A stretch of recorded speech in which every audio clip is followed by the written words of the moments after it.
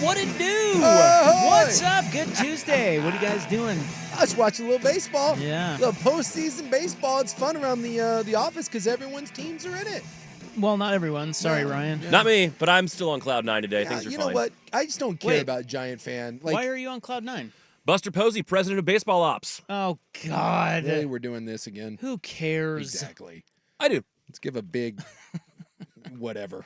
Yeah, who cares? It's like the best don't make the playoffs offseason present I could have gotten. Yeah, you don't know if he's going to be any good. Anyway, you're right. No, I don't. Dusty was sweating the Astros, who lost, thank God. Yeah. Screw them. Yeah. You're sweating your Mets, already losing.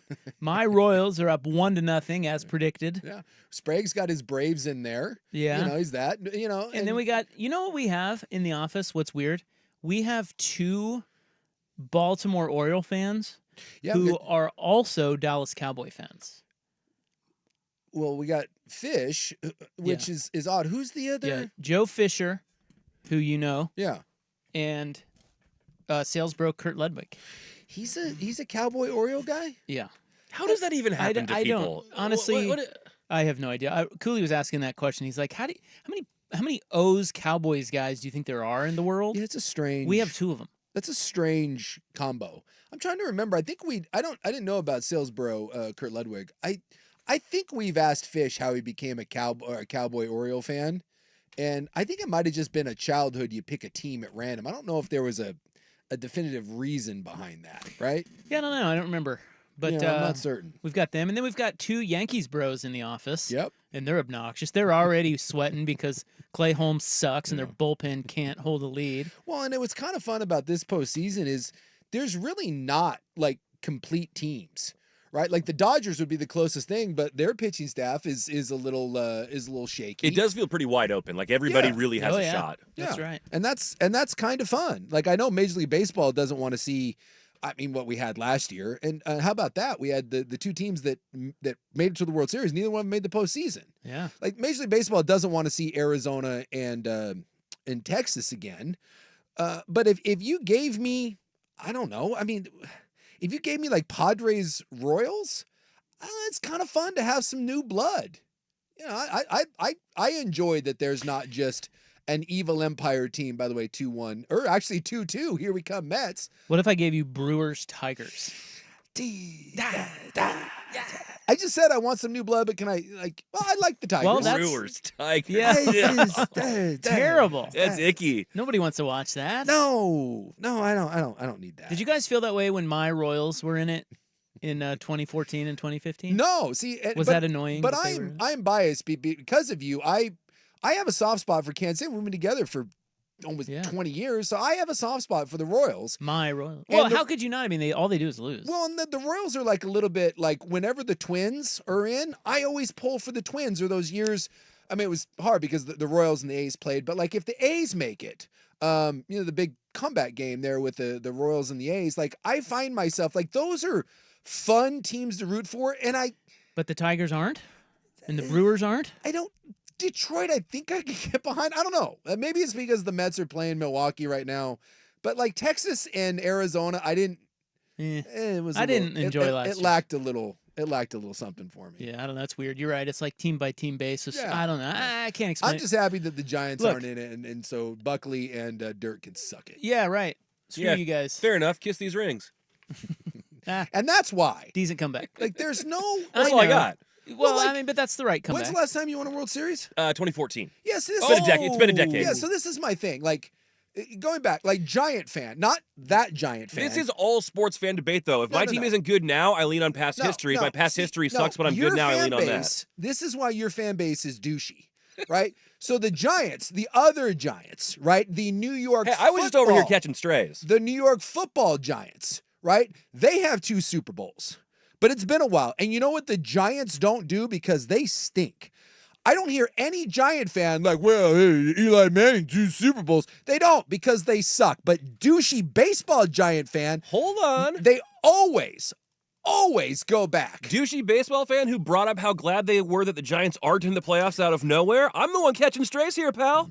Yeah, I don't really know any football Giants fans other than Cooley, and I will say he does not. No, He doesn't talk of championship. no, they don't throw it. Like I can't. I'm a BYU I only fan. brought it up because I was told how Oh. glad you were that my Feeling a team was little- not there. Are you feeling a little A defensive? little defensive. Yeah. Huh? Have we struck a chord here because you know we're right? So, yeah. No, I think you struck a chord because my defense was Mets were doing excellent to catching a stray. By the way, the Mets have just taken Dude. the lead, 3-2. Clearly, we cannot be stopped. The juggernaut is here. Well, But they like have a little magic. They do. Your Mets, they have magic. And it's a little scary I've because seen this before. they're not that good. They're not that Well, good.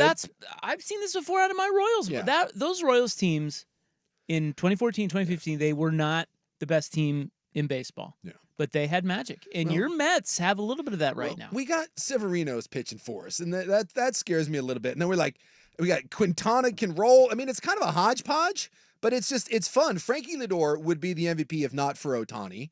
And this was a team that was dead on the heap, like dead on arrival at the All-Star break. And here they are. It's freaking awesome. So I'm just stoked. Whatever happens, I feel like I'm playing with a little bit of house money right now because it's been a fun year considering the fact that I wrote off the Mets as everyone did in the first half of Well, the season. now to a real team, the Royals. They just got out of a jam in the 8th. They are headed to the 9th, leading 1-0. I don't know this. I really don't. I should, but I don't Yeah. off the top of my head. But if you were to look it up, I don't think their bullpen has given up a run since April. That does seem like that's a bit of a stretch, but It is red hot. let's not question any fact checking on this program. That's Let's go right. with it. That's right. Let's go with it. Look, it's October, man. Yes. October is so great. Yes. We got college football here, Yep. meaningful games. Probably game of the year will probably not be beat happen. We got Alabama, Georgia that lived up to the hype. Well, we always have football this time of year, but I think the layer that I love about it is once we turn the calendar to October, Yeah. we now have baseball on those odd days where football doesn't even exist. And hey, Blazers. Dude, they had media day. I'm gonna go to that lake.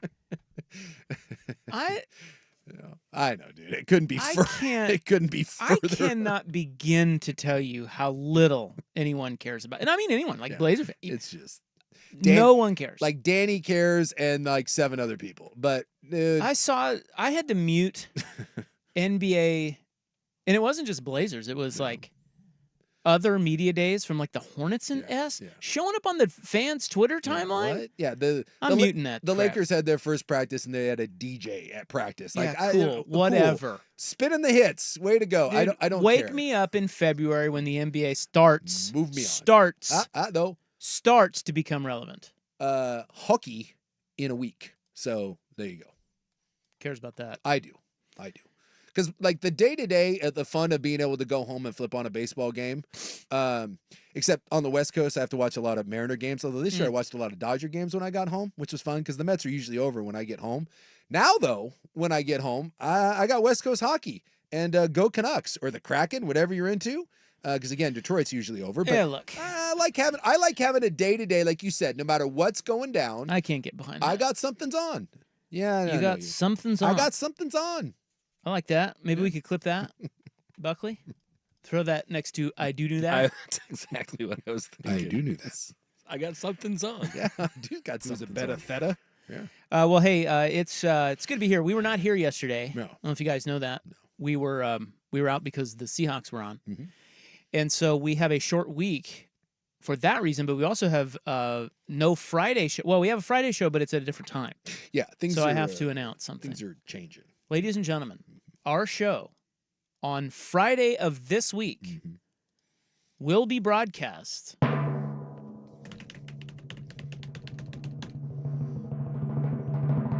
Can you feel the I suspense? can't. From noon to 2. Can we make this a I told Jeff that myself. I said, this is great. I've always wanted to be a midday guy. Let's start some momentum for this. 2 hours? Let's Yeah, go. we're noon to 2 leading up to Ducks pregame since they're playing Friday against Michigan State. Now, the other thing that does is that moves up our weekly chat with Dan Lanning. Will now be on Wednesday. That'll be tomorrow. I'm cooking on your grill. He's going to cook on our grill tomorrow at 4 o'clock. Yeah. So those are the announcements we needed to make. Today's going to be an awful lot like a Monday show, Yeah, because where we recap the weekend. yeah, and it was a great weekend. Phenomenal weekend. It was very exciting. Yeah. Pete Rose died. Sure, Yeah. you're happy about that. I'm not, because I got a lot of that, surprisingly. Look, I don't like Pete Rose. I've never liked Pete Rose. I thought he was a scumbag person. I don't want the guy to die. So I was. Yeah, but he's 83. It's I like just- it's not like it was a train No, accident. I was just surprised at how many people were like, Suk, you must be thrilled. I'm like, I don't wish the guy to be dead. I just didn't want him in the Hall of Fame. Like, I just thought he was a bad dude, but not Well, he wishing, was. not So wishing, two things I saw. One was, do you think anyone cashed an under 83.5 ticket on him? And would he be proud of that? Wow. I don't wanna- He would be proud, yes. I think then And he would- additionally, does the lifetime ban now expire? Does he go to the Hall? no. and then he would deny So it's that a beyond the lifetime I don't ban. think he he would deny that he bet on his death, and then he would sign his own corpse and sell it to someone, because that's all he does, just sign anything and hawk it to anyone that'll listen. And then he would go on and regale you with tales and talk about how he's a wonderful human being. But look, you're 83. Whoever loved Pete Rose, to all his fans, it's never good when someone dies unless it's like OJ. Well, I don't know And if he has a wasn't- lot of he wasn't fans. OJ. Yeah, I mean, like, is anybody really a Pete Rose fan? I mean, we can all appreciate how he played the game, and Yeah. he was a hell of a player. He was Yeah. fun to watch. Bit of a compiler. Yeah, see, I think that's a little bit. Yeah, I'm just taking, Yeah, you're just taking taking death living. shots. No, You didn't want him to die, but now Well, you're it's his taking last chance. posthumous, blasphemous dude. He's the. shots at All him. I'm saying is he's the hit king. But we like when it comes to anyone else that does this, like Ichiro, do we kill the guy for playing forever and hitting singles? And that's all Pete Rose did for 10 years. Yeah, but he was a great hitter. He was. He was really an was. amazing. 4,200 and some hits. Exactly. I don't. Come but on, man. We always give compilers crap, and we shouldn't, because part of being great is longevity. And that son of a bitch played till he was like, what, 40? He played 20, 24, 20, something like that years. He played forever. And yeah, like the last couple years weren't pretty, but he was never up there hitting 190. Rose was greatness. Yes, he was. But he was an awful human. Yes. So I don't know if you celebrated more when Rose died or Bob Knight died, but Neither I'm sure you one. threw a party for both. Neither one. I don't want anyone to die, or Who's the next great a-hole to die in your opinion that you're rooting for? I guess someone else that You I got a truly- countdown well, clock. That Texas baseball coach died. I didn't like him a lot either. Augie I Garrido? think he died. I don't know. Is Who he cares dead? about that Did guy? I kill him?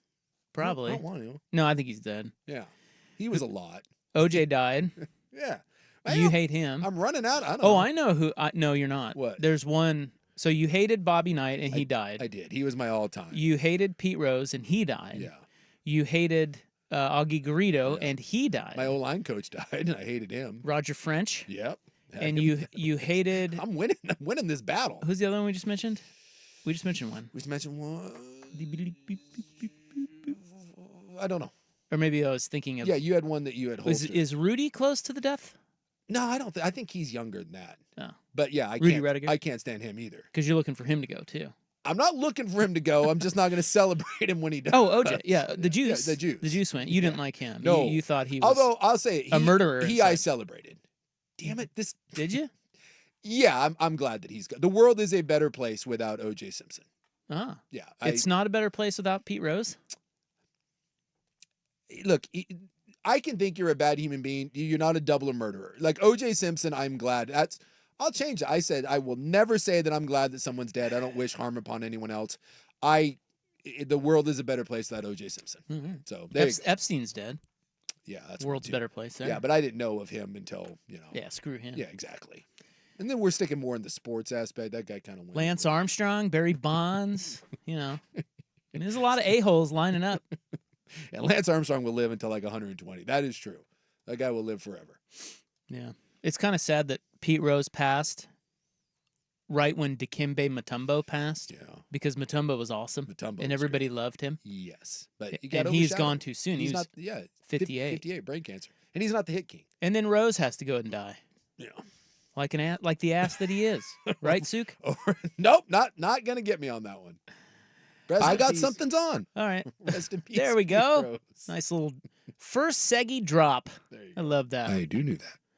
All right. Well, we're watching our baseball teams. We'll try not to be too distracted. Mine's almost over, though. Hopefully, if they can close this out. Now, this mess game may kill me. It's gonna be back and forth the entire time. We're going to start with the poll question coming up next on The Fan. I got something's on. A Monday night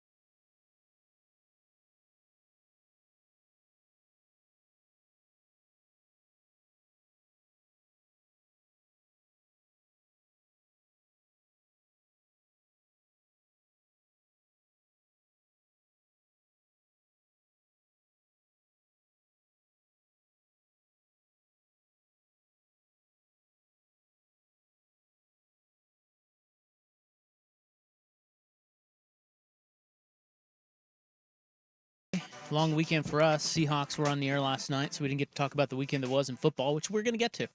But right now, got to warn you. We all got something's on. The Royals are in the 9th inning against the Orioles in a tight game, and Souk's Mets are on the other TV over my shoulder, and they're in a tight one in Milwaukee. Yeah, 3-2 back and forth game in the third. Let's go. I got something's on. So that's right. I got something's on. Watch out. I do know that. Poll question on X at 1080 the fan. This is from Friday. You were not here, but I was doing something else. We added a. Look, this was a provocative question. Ooh. Erotic, one might say. I don't know about that. You took it there, but provocative it was. Yeah. And I'm a little surprised by the answer. Okay. But, to each their own. Yeah. Which best describes how Oregon State and Washington State have handled realignment? Oh, yeah, I can see where this is going to be provocative. Doing the best they can, 61%, overwhelming. All right, that's good. 22% said completely botched, and 17% said they were navigating quite well. Oh. Yeah, that's all you had there. That's tough. If I had to, I think I would say botched. I don't think it's completely botched. I wish there was just a botched, but you didn't give me a chance to fence it, so I'm gonna say botched. No, you can't fence it on my polls. polls. I won't fence it. It's botched. I mean, that's what I think too. But it's not done. 61% say doing the best they can. They're trying to, and I get it. You're trying to keep a positive. You could certainly make that case. Yeah. To me, the fact that you have these two, I'm not going to say crappy. That's not fair. Two also ran conferences that are just in a pissing match with each other, as opposed to sitting down and just forming the best of these also rans. It's ridiculous. And I can't put that solely on the Pac-12. The Mountain West has a hand in that too, but there is no reason, and I mean none, that you should be fighting over the likes of UTEP and Tarleton State. It's stupid. Did you see that? It's absolutely dumb. So Mountain West got UTEP. Yes. Pac-12 needs one more, even though they got Gonzaga. They still need one more in football. Yeah, basketball is Gonzaga's basketball only, like Hawaii's only football only. Yeah. Mountain West is about to grab Tarleton State. Oh my God! Really? Yeah. Tarleton I'm not State. even kidding. Well, what is the Pac-12 going to do? I don't know. Like Sacramento State wants to move up. Yeah. I mean, God, I don't know. That's just so stupid. That's 50% It's petty. stupid. It's dumb. You have two people that are pissed that you don't have a shot at the table. At the big boy table. So instead of Voltroning this thing and coming together to be the best crappy version that you can be, you've decided to just split up and again have what would you say, like a war of words and like a cold war against each other, and it's just dumb. It's dumb. You'd be better together. If anyone had any sense, they would come to the table and merge this damn thing and still have your giant war chest of money, and it would be the best of those leagues. And you'd get a better TV deal. But now both sides are going to end up with like an $8 million TV deal. Congratulations. Real cool. All right, today's poll question, it's up there for you. X at 1080 the fan. We're asking you, what is most surprising in sports right now? Is it BYU and Colorado atop the Big 12? Who had that? The what? The Huckin' Hebrew taking the Cougs to the top. So it's BYU, BYU, please. Colorado, Texas Tech, and Iowa State. I know. As predicted here. Very strange. I ran through that bull. Arizona beat Utah. What? It's still early, but that's the top of the Big 12. So what is most surprising in sports right now? BYU, Colorado atop the Big 12. Jaden Daniels. Yeah. The Tigers in the playoffs, or Rodgers and the Jets kind of suck. I'm going to say Jaden Daniels. Yeah? Yeah. Now, I'm not trying to throw a wet blanket. I will say that of the 3 of the 4 teams that they have played are 28th or worse in defensive efficiency. He's played 3 of the 4 worst defenses in the NFL. I can't even remember who they just beat Arizona. They beat Arizona, who is like dead last. They beat the Bears too, right? They beat Cincinnati, which is just god awful. They lost to Tampa, and Tampa's defense isn't any good either. They beat the Giants. And they beat the Giants, and they probably shouldn't have beat the Giants. That was couldn't score. Oh, that was the 7 field goal game? Yeah, and the Giants defense isn't very good. So, as I always say, put some context on things. We love to anoint. We love to tear down. But in a division that looks increasingly winnable because the Giants suck, the Cowboys have major issues on defense, and Philly just hates each other, and they've got their own injury problems. look, you look at Washington, you look at what Jaden Daniels was doing, and you're seeing his game progress, and he was working the ball over the middle a little bit. He's completing 80+% of his passes, which is an NFL record for anyone for the first 4 weeks. And I always say this, never judge anything till 4 games, right? Each season is 4 quarters, 4 games apiece. Now there's an overtime because of the 17th game. So after 4 games, you can start to get a look at who you are. And there's going to be a comeback down to earth for Washington. Their defense is still pretty spotty. Their secondary is bad, but the front seven's playing good enough to protect it. And Jaden Daniels, I think there will be a regression. Obviously, he's not going to keep playing like this, but I don't think he's not going to be terrible unless he gets hurt. Like, he is showing you things right now that lead you to believe that this is a CJ Stroud sort of player. And so I didn't think their defense was good enough. And rookie quarterbacks, you usually don't do this, especially when you don't have like a great cast around you. Oh, and by the way, depending on what metric you look at, they have a top 3 running game in the NFL. Like, and that was like the last running team, the worst running team in the league. So all of this happening, I'm sorry, after 4 weeks, the 2 biggest surprises in sports after 4 weeks is the Minnesota Vikings and the Washington, whatever the hell you're calling them, the Commies Commanders. My vote is Washington. Yeah, see, I think that the Tigers are being overlooked here. Yeah. What the Tigers have done. How is that not a strike? Oh my God. Sorry. It was outside of the K zone. I love playoff baseball where no one can focus on anything. Just like no one Here. knows what's that strike? happening. Boy. I mean, not according to the little box on the Ring screen. him That is up. boy, Come on, that's a dude. strike. That's a great pitch. That's a strike. And I think even in the little box, I think that cuts the corner. You gotta remember F. Leadoff walk. How does that? Leadoff walk in the bottom of the ninth. Does that ever work out well? that. Yeah, no, usually not. So the Tigers are being overlooked. So here are some things to consider when voting on our poll question. Okay. Mhm. With the Tigers, they were 12 back in the division and the wild card. They had a 0.2% chance of making the playoffs. Yeah. I read an article where they said AJ Hinch went into the GM at the trade deadline and said, "What are we doing here?" And the GM said, it's He said, let's get rid of some of these older guys. Let's go younger. And when they went younger, they actually got better, and they finished 31-13. Yeah, I think over that stretch, I think that's the best record in baseball. So they were just the second team ever to make the playoffs after being 8 or more games under 500 in August. The only other team to do that was the 1973 Mets. So I believe that the Tigers are being overlooked in this poll question here. It's pretty badass. And they're up now 1-0 in the series on the Astros. They also collectively didn't do much as a team. They didn't have anybody hit 25 home runs. They didn't have anybody with 150 hits. They didn't have anybody steal 25 bases. And they're like the first team in history to make the playoffs with none of those things happening. For Daniels, you mentioned his completion percentage. He's 82.1%. That is the highest ever for a player in his first 4 games in the history of the NFL. Yeah. He has just passed Tom Brady at 79.1%. Yeah, it's stupid what he's So, I doing. mean, come on. Yep. And then when it comes to Rodgers, we were talking about BYU and Colorado atop the Big 12. You could say it's early and not vote for that one. Rodgers and the Jets kind of stink. That was just the 5th time in Rodgers' entire career that his team did not score a touchdown. And they lost 10-9. I mean, it's Seattle Mariner baseball right there. Like, your defense plays phenomenal. Bo Nix, I think had like 64 yards or something. At halftime, he had -7 -7. yards. So, I mean, to lose that game, if you're the Jets, and look, I know it's early, but that is, dude, that when you're a borderline playoff team, you can't lose to the Broncos. You can't. Not 10-9. So 228 career starts for Rodgers. 5 times his team has not scored a touchdown, and one of them was on Sunday. Yeah, that's rough. So vote. What is most surprising in sports right now? Is it BYU Colorado atop the Big 12? Is it Jaden Daniels? Is it the Rodgers and the Jets kind of stink? Or the Tigers in the playoffs? Vote hard. Oregon takes care of business in LA. We'll get to that next. Here's Buck.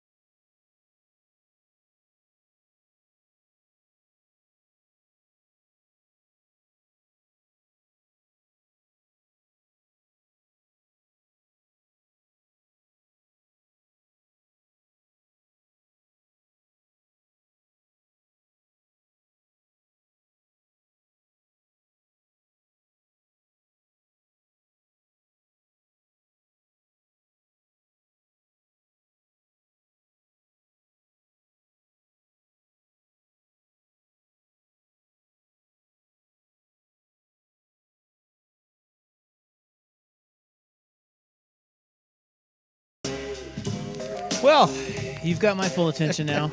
My game's over. Whew. Boy, the Royals steal game 1-0 in Baltimore. Woo. And you had to go through the big the meat of the order in the bottom of the ninth.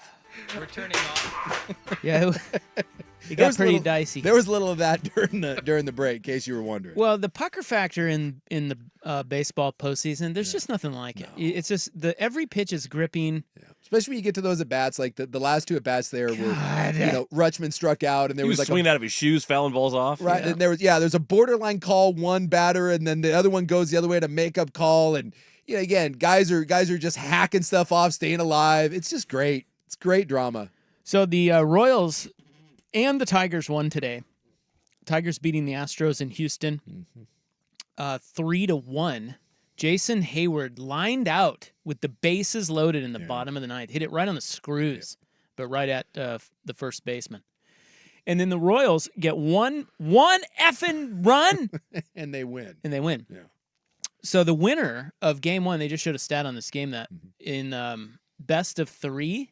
And all will be played in the same place. There's no travel. So all 3 will be played in Baltimore. In the best of 3 series, the winner of game 1 has gone on to win the series 14 of 16 times. That's tasty right there. You're feeling pretty good. We're going to get to Oregon football next on the list here. But one thing I just reminded me that something interesting that's happening, and well, maybe it's not even it's happening with the Royals, but it's an interesting thing that could take root, and that is that how bullpens are super unreliable year to year. Absolutely. It's You like just don't hockey know. goalies. One year it's like the best in baseball, and then the next year you're like, what the hell happened to him? But you have to have a good bullpen. Gotta have him. The Royals, interestingly, have 5 good starters, much like the Mariners. Like if the Mariners would have made the playoffs, they would have had this going for them as well. And it's this idea that if you can just you don't even really have to build out the bullpen. If you can, well, you do, but for the regular season, if you have 5 good starters, if you make the postseason, half of them can go to the bullpen. Yeah. And there's your bullpen. Yeah. And that's kind of what has happened with the Royals is now that they're in the playoffs, they had an excellent starting staff. 2 of those guys can go into the bullpen. Brady Singer's going to be coming out of the bullpen. Didn't have to use him today. I mean, that's a really big advantage. Yeah. Yeah, because as you mentioned, regular season baseball is not postseason baseball. See it all the time. Being built for 162 games is not the same, especially in short series, which a lot of people don't like the short series. No. Or in the case with the Giants and the Royals, the Royals were the better team that year. They just got Madison Bumgarner. Yeah, did you hear that? They had one guy. Did you hear that, Buckley? Yeah, take that. You hear that? I'm fine. I'm just trying to throw I'm like trying to throw more strays at the Giant fans. Well, anyway, God, there's nothing like the baseball postseason, but I'm kind of shaking a little bit. It was very nerve-wracking. Well, at least you're going in there and you don't have to rely on, Luis Severino and Manaea. Yeah, it's true. Yeah, that's. But we don't have Frankie Lind. Well, we have Bobby Witt, I guess, but we don't have an offense per se. We do have the Mets, and this is my controversial. I don't think it's controversial. Look, the MVP of the National League is Frankie Lindor. It's not Shohei Ohtani. Now, Shohei Oh, Ohtani. come on. You got to be kidding me. Stop it. What a terrible statement. Most valuable player, right? You can interpret that any different way. Shohei Ohtani is the best player in the National League. He's the best player in Major League Baseball. He's the best player for the Los He only Angeles went Dodgers. 54-59. Hey, stop it. You can't shout us down, Dad. I can. I will turn this freaking show around. I got something's on. I do have something on, and it's this. If you take Shohei Ohtani off the Dodgers are fine. That's still an absolute juggernaut there. Ohtani is a force unto himself, but the Dodgers are fine without him. Without Frankie Lindor and his old-ass back, where the hell are the Mets? The Mets are 8 games out of the postseason. Frankie Lindor took Luis Severino and the rest of that pitching staff and the rest of that lineup, and he hauled him on his old-ass crickety back, and he pushed him into the postseason. Frankie Lindor, without Shohei Ohtani, would be the MVP, and he's not the best player, but he is the most valuable player to his team in Major League Baseball, and that you can take to the bank. All right, so the Ducks won. Yeah, you know I'm I'm not right. taking the You bait. know I'm right. You're not right. You know I'm That's right. absurd, but it's okay. You can feel that. I feel that about Bobby Witt. It's like when I look at the AL MVP race, I'm like, Witt should win that over Judge. Of course he shouldn't, but I'm a Royals fan, so of course I think that. I'm not saying he should. I'm just saying, by the definition of most valuable player, Frankie Lindor more valuable to the Mets than Ohtani to the Dodgers. So, Ducks won. It was not. I mean, it was dominant. I mean, it was dominant. Dude, If you at looked no at the point finals, were they in that game? It seemed like they packed things up at halftime. Yes. yeah. If you just looked at and the pick six didn't help. I mean, Of course they not. were on the way. They were well on their way to a 35-3 lead. Correctly. At half. Instead, it was 28-10 Yeah. because of a untimely pick six. Mhm. You know what? I'm going to cook on your grill. And then they the scored- second half was Yeah. The Bruins scored. I mean, the Ducks only had the 6 in the fourth quarter, but UCLA had 3 points the rest of the game. They didn't challenge. It was a little bit. It was very similar to UCLA LSU in that. In fact, I think that score is probably very close. Wasn't LSU like 35-17, something like that? And in the second quarter or the second half, UCLA never really threatened at all. If you're going to say one good thing about the Bruins, I guess they're not getting blown out as bad as you would think against better teams, but they were never in that football game. now they're. I don't know what to make of them. They're not good. Well, I know they're not good, but I kind of wonder why. Like, do they have some talent but are poorly coached, or is it the other way around where they really don't have a lot of studs but they're well coached? I can't tell. They don't have a lot of guys. Because I feel like there's not a lot of depth. I feel like Foster. Well, I just don't know what to make of Foster. I just think a lot of coaches would have that team. What are they, 1-3 They're 1-3. maybe? A lot of coaches would have that team 1-3. And by the way, side note pertaining to nothing, I had totally forgotten that Eric Bieniemy was their offensive coordinator. Yeah. And have you seen their offense? It's dreadful. It's terrible. It's terrible. What happened to him? He was like the next big thing in the NFL, and now he can't Couldn't get a jobs first down and- at UCLA. Nope, and he got some shots in Washington, and he's just a hard guy to work with. They have like the worst rushing offense season over Yeah. season of every Ever. team. They went from like 60th in the country to like 139th They're running the averaging ball. like 2 yards per carry. Yeah, they're terrible. Like I'm not kidding. Their Like, whole look- O-line was really look garbage. Up their rushing totals week to week. They should be 0-4. They each went out against Hawaii, for God's sake. So They barely won that game. yeah. So look, Oregon. They almost got their quarterback killed on Saturday too. I don't know what to make of Oregon. I don't, because from a they're like the anti UCLA. Like from a talent standpoint, Oregon has everything you could want. There's NFL guys across the board. There's studs at every position. You have a really seasoned quarterback who's really good and he's putting up good numbers, and yet it feels like you want more. Like you want them to look better, and yet I don't know. They dominated the Beavers, and since then it's been comfortable wins, but not necessarily like foot on the neck, make you believe in it, never in doubt sort of wins. And now you got Michigan State. I mean, and this is something we said going into the season, and I think it's holding true. I don't think we'll find anything out about Oregon until they play Ohio State. And that is either going to be like, yes, this is the team we really thought it was, and it just took a while for it to come together, or there may be a reality check. There may be we're playing the varsity this week, and we won't know until we get to Ohio State. Because I think Michigan State is probably going to be the same sort of thing where they're going to win by 17-20, and it's not another 24-ish point spread. And it's not going to look that pretty. I mean, let's be honest. They've played one game where you were like, whoa. And that was Oregon State. And even that in the first half was still a little like, and then they came out and just stomped an old-fashioned mud hole. I think if you took the first 29 and a half minutes of Saturday, you'd say that looked the way it was supposed to also. Yeah, and then you got into the second half and you put up 6 points. So it's exactly, you thought that's what you were on your way to. And you go into like you said, the pick six, it was on its way to 35 to, 35-3. And you're like, dude, this thing's going to be 56-10. And then it ended up, I don't know. Yeah, do you really, what would be the word? Do you really give bad marks to a team because they didn't win 56-10 No. instead of? No. I mean, because they like you said, they dominated that They game. dominated that game. It just doesn't, like, when you're trying to separate the Ohio States and the Alabamas and the Georgias and the Texases and the Tennessees. Well, how about they play? Yeah. How about that? Well, and you will in 2 weeks. Yes. You It's next week. And by the way, right? Well, yeah, next week. Next You week. got Michigan State and then you got Ohio Georgia, Alabama played. So, that's Yeah, just it. It's like, just wait. I don't know. I think Oregon's fine. I think they're coming around.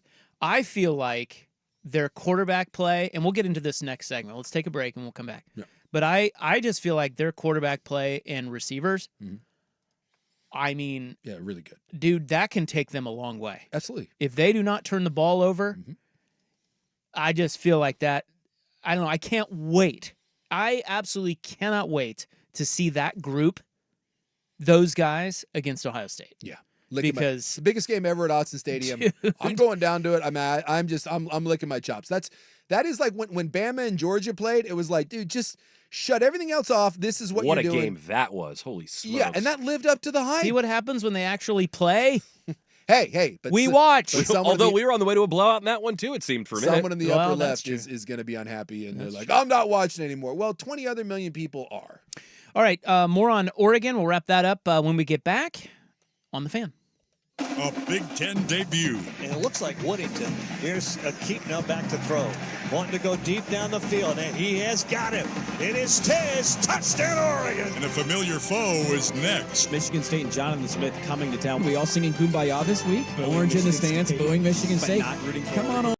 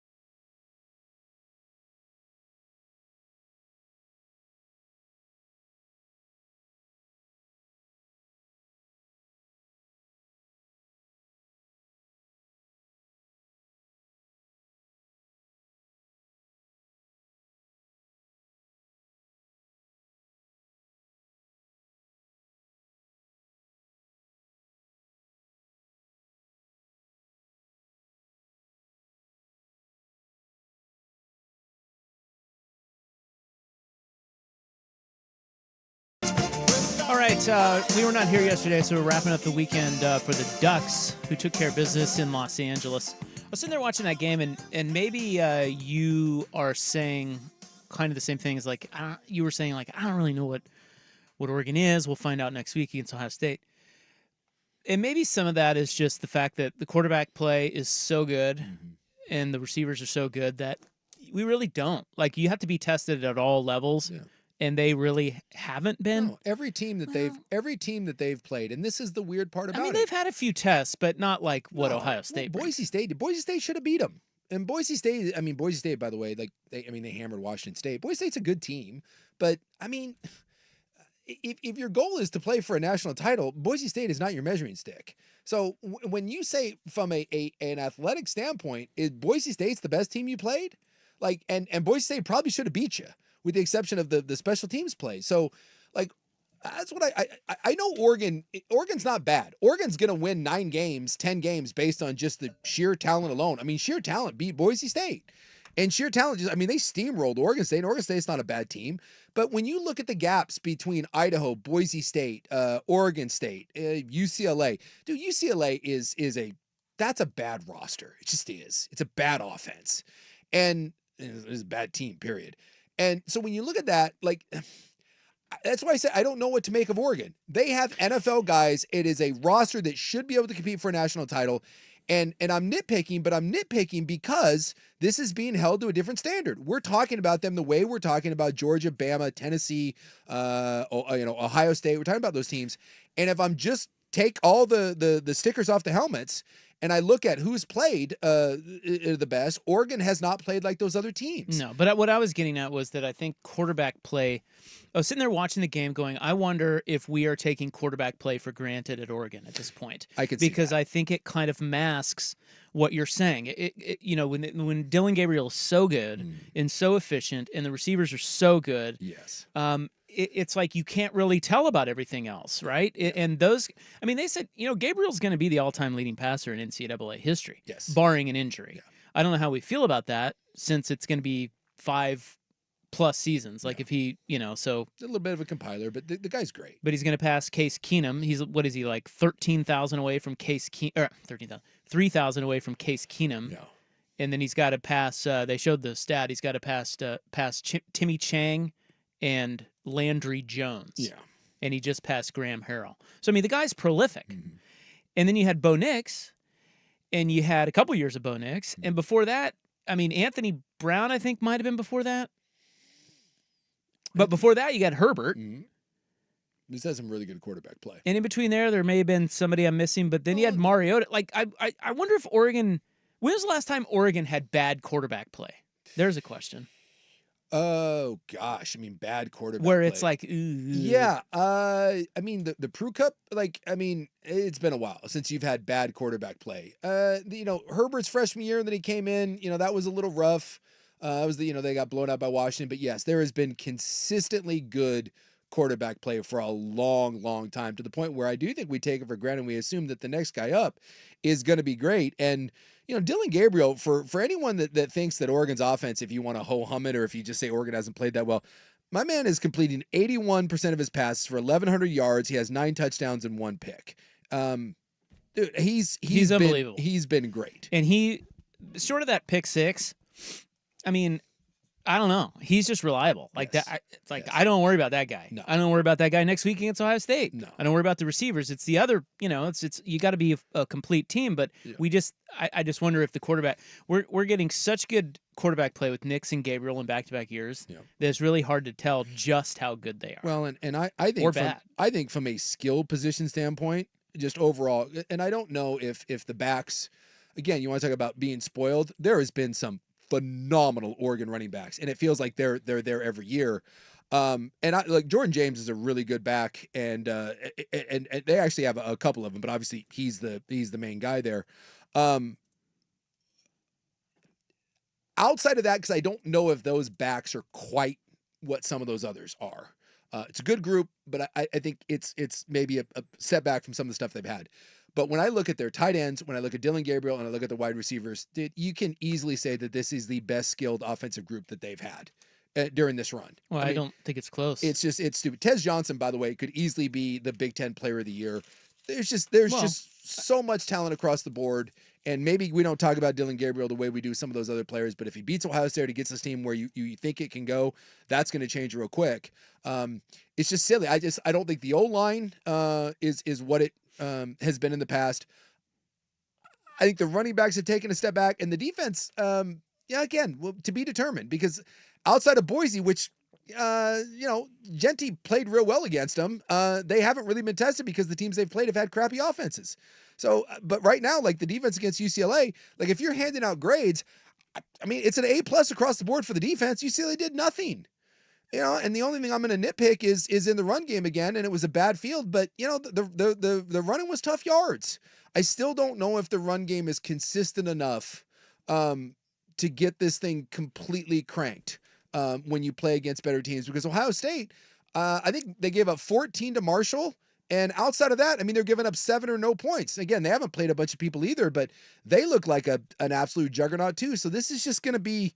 Well, this is why we need those big. This is why we need the big games. We saw Georgia and Alabama. Yeah, and it sucks that we have to wait 6 weeks into the season, but it'll finally come because Michigan State will offer no resistance. Yeah, we'll get Michigan State Friday, and then Ohio State next week. Let's talk about Georgia Bama. You want to talk about that game? Yeah, game of the year so far. That game was drunk.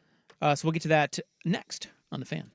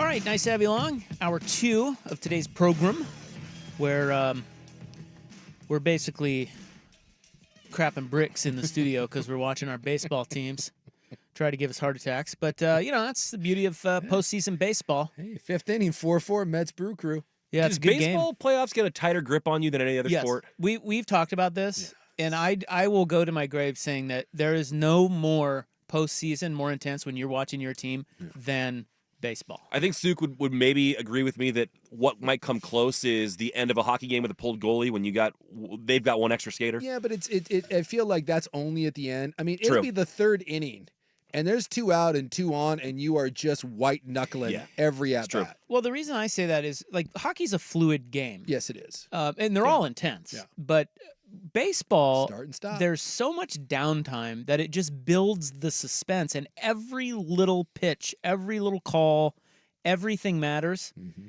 And it's just the game of inches. They say game of inches, and it just comes down to the littlest thing, and that anticipation is really. And then you do it like for a 7-game series. It's a lot. It's exhausting. Trust me. Especially when you hate watch your team, as I think we both do. Yeah. You assume that it's going to go bad. Yeah, and then you're exactly. Because this guy sucks.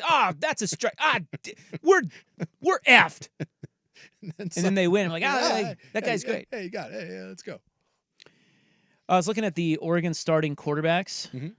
Bo Nix. So Dalen Gabriel. You guys know that though. Yep. Bo Nix, 2 years. Before that, Anthony Brown, and that was the year they won at Ohio State. Yeah, and I know the year didn't end well, and so people kind of. And Anthony Brown, by the way, in the NFL, like Anthony Brown probably gets crapped on a little bit because Did you think that was bad quarterback play? No, though? it was not bad quarterback. Okay, play. so then we'll go to No. Tyler Shuck, who started 7. So that was the COVID year. Yeah, Only 7 games. and Shuck was in. Yeah, He was just okay. Brown came in for him a lot, if you recall. Like I think Brown even took over in the bowl game after Yeah, him. that made it's like Shuck's like Is that bad quarterback? Like Tyler Again, Shuck's not dealing bad now. though. It I was don't- just. It I was don't know just. if it's bad. meh. It's not great. Okay, so then you go to Justin Herbert for 4 years. Yeah. You had Vernon Adams for a year, and Vernon he Adams was good. You had Marcus Mariota for 3 years. You had Darren Thomas for 2, and then you go Masoli for 2. Yeah. And I mean, he was pretty good. Prue Cup being brought in to be the guy was bad, and that's where he gave way. Well, what year was that? That was the Vernon. It was Prue Cup and Adams. So and Prue Cup. Oh, was, because Vernon Adams got hurt.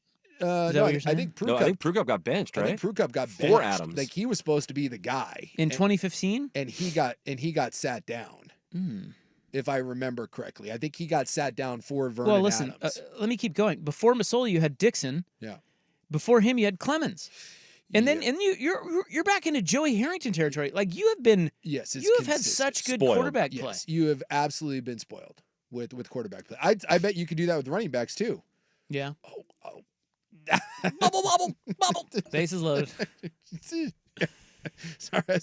Again, every at bat. The Mets, I got to tell you, the Mets play these kind of games. These games are wild. Oh, and people are saying it was Prue Cup that got sat down for Herbert because that was like Herbert was Oh. the And freshman. Herbert was a freshman. That's it. That's right. 'Cause, Yep. Yeah, Vernon Adams came in and was a starter right away from Eastern Washington. Vernon Adams was really good. It was Prue Cup that was supposed to be the guy because he came from, was it like North Dakota? I think it was it? I thought it was Montana. Maybe. Montana State, something like that. And then he sucked, and they brought in Herbert as the freshman, and that was where you got blitzkrieged by Washington, and then There you go. Mets up 6-4 now. let's go. They play these games, man. They get I in know. some weird games. They find a way. They're not good by any stretch of the imagination. But they got a little something. They got a little something. I got something's on. They do got something's on. But it's only in the 5th, so Yeah. it's 6-4. There'll be 9 more lead changes Yes. before this game's done. That's right. If I know a Mets game, the final score of this game is 13-11. Sounds about right. And then if the Mets win, it'll be Diaz will walk the bases loaded and then strike out the side. By the way, So, that first wild card game yesterday was nuts. The Mets won. oh, Or no, the no, Mets. I don't mean wild card. I mean doubleheader game. Yes. Doubleheader game. Yeah. Again, Well, that was the Mets. That was That's the how- Mets. Right. That's what games they do. play. All right. So anyway, But yes, they have been spoiled. Running back and quarter, because if you did the same thing with running backs, I bet it's the same sort of thing. It's just running back, good quality quarterback. They've always had that. The difference is, like I said, I think from an overall skill group, if anything holds this team back, I think it'll be the O-line play. well, we always used to say in the old Bloody years, remember, we've been around a long time now. Yep. It's always like the Ducks offense, you could always count on it being good. Yep. Throughout all these coaches, all these years. But it's when they had the special years is when they had the defense. Yes. So And I think this defense, it can be. I think it can be. Again, It's got the talent. it's got the talent. Now we got to see him against better competition. All right. The game of the year so far, Georgia-Bama, although it really kind of wasn't the game of the year for the longest It time. was for a half. The second half, yeah. Yeah. I mean, if you didn't see it, Alabama was up 28-0 before you could blink. Yep. Wasn't it 28-0? It was 28-0. 28-0. I mean, that's crazy. Yes. Georgia just doesn't do that. I mean, they could not have started worse, and yet they led in the final minute. 30-7 at the half. Minutes. And then, Georgia came down, took the lead. The very next was it the next play or was it two plays The next later? play from scrimmage. 70 after touchback, 70 plus 75 yards to a 17-year-old freshman, which by the way, That kid's 17. It's 17. 17. The kid was playing against you last year at corner. He was at prom. He was playing at prom. And I guess he's been the best player in the state of Alabama for 4 years. He was one of those What's guys. his name? Ryan Williams. From Mobile. And I guess he has been the best player in Alabama since a freshman. People were like, dude, this kid's coming. He's doing like Matrix stuff out there. It's crazy. That catch that he made, first off, the catch itself, stupid, ridiculous. And then the first spin move, you're like, what the hell? And then the second one, and then he outruns everybody. Excuse me? So, Bama blows a 30-7 halftime lead. Georgia goes down, scores to take the lead. The very next play, Alabama's like, screw you, 70-yard touchdown. Watch this. Best catch you'll ever see in catch and run by a freshman. And then Georgia's like, that's fine. We'll take the ball. We're going to go down, score to tie, maybe to win, or at least to send it to overtime. And then Alabama has an interception in the end zone. By the way, another freshman. Another freshman, and it was a phenomenal play, too. It wasn't like it was a bad throw back. It was just a great interception. Dude, that game was drunk. And here's my favorite part about that. Yes, I know Georgia played ugly in the first half, but some of that is Alabama came out and the emotion of that, and they were like, dude, we're sending a message. And that was like, I don't know if you remember like Deontay Wilder, Tyson Fury. Like there's just two heavyweights throwing haymakers, knocking each other down, getting up off the mat. That wasn't bad ball. That wasn't someone losing that game. That was just two teams trading haymakers and trying to win the game. And at the end of the day, Alabama was one possession better. That's everything you could want out of a football game. Everything. Yeah, it was awesome. And that's what happens when you actually pit the best teams against one another. Yes. You get good games like that. Mm-hmm. Funny how that works. Yes. Give me more of that. More. Well, how many at-larges do you think the SEC will get in the tournament? Not to get too ahead of ourselves here, but well, I mean, Ole Miss. Georgia's already lost. Ole Miss just crapped the bed. Yeah. And I feel like they did themselves a real disservice, Ole Miss, because if you think about the SEC and how many at-larges, one team's going to win the league and get the automatic top 4 seed, right? Yeah. That's probably going to be Texas or Bama or maybe Georgia comes back. One of those 3, right? Yep. Well, the other 2 are probably in. Yeah. Okay.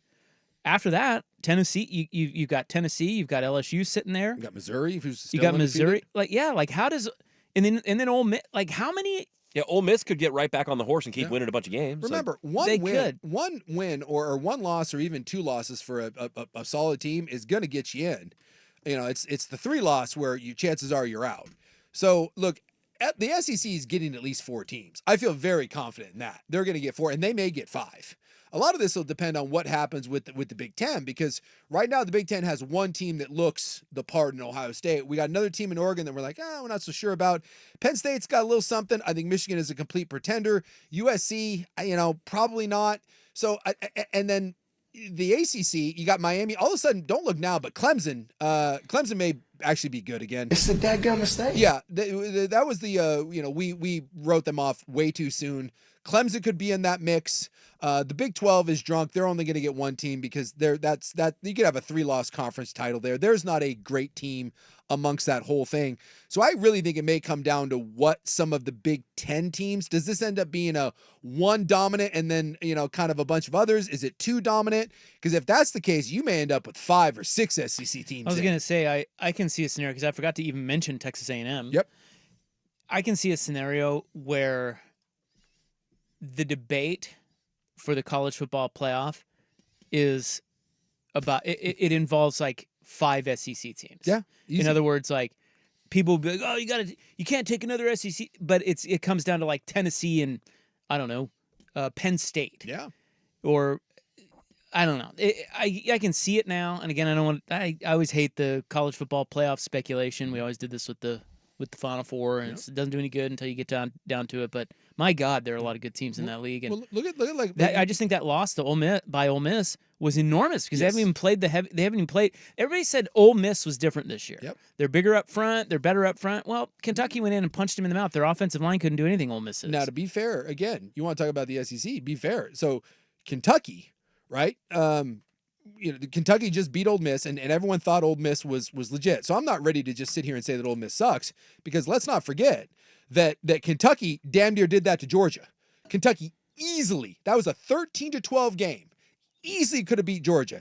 And had Kentucky done that, we may be talking about that in a completely different light.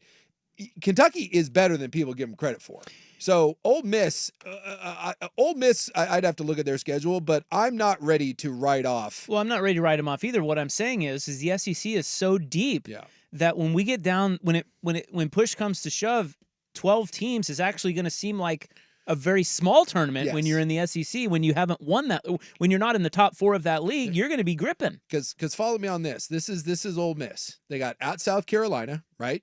Which, by the way, South Carolina they kicked the crap out of Kentucky. Out of Kentucky, yeah. But they can beat South Carolina. They're at LSU. And look, LSU doesn't look great. I've seen LSU a couple times. LSU is not a juggernaut. Oklahoma, not a juggernaut, but both ranked teams, highly ranked teams. Arkansas, and then they got Georgia, right? So let's and then Georgia, Florida, Mississippi State, which whatever. Ole Miss, to your point, where we could be into like a 5-6 SEC discussion, Ole Miss could easily run the table minus Georgia, and they're going to be sitting there at 10-2, 10-2, and probably a top 10 team, and probably the 5th or 6th team in the SEC. And if you think that is a you can't get in, you're fooling yourself. So make no mistake about it. Even if they lose to Georgia, if they win the rest of them, Ole Miss is going to have their ass squarely on that line screaming, especially if it's a close loss to Georgia.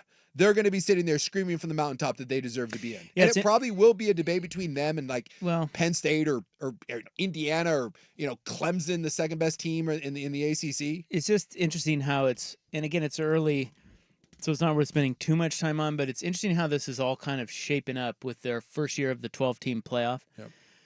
It is that when you are not in the Big Ten or the SEC, stumble as many times as you want, you just got to win the league. Yeah. That's your ticket. Get in. But when you're in the SEC and the Big Ten, you almost have smaller margin for error because those leagues are so deep. Yeah. Well, Big Ten, we'll see. We'll see. But certainly with the SEC, in most years, it's going to be like that, where it's like, dude, you could be a 2-loss team or a 3-loss team and win the Big 12. You're in the tournament. You could be a 2-loss team, 3-loss team in the SEC, and you're 8th. Yeah.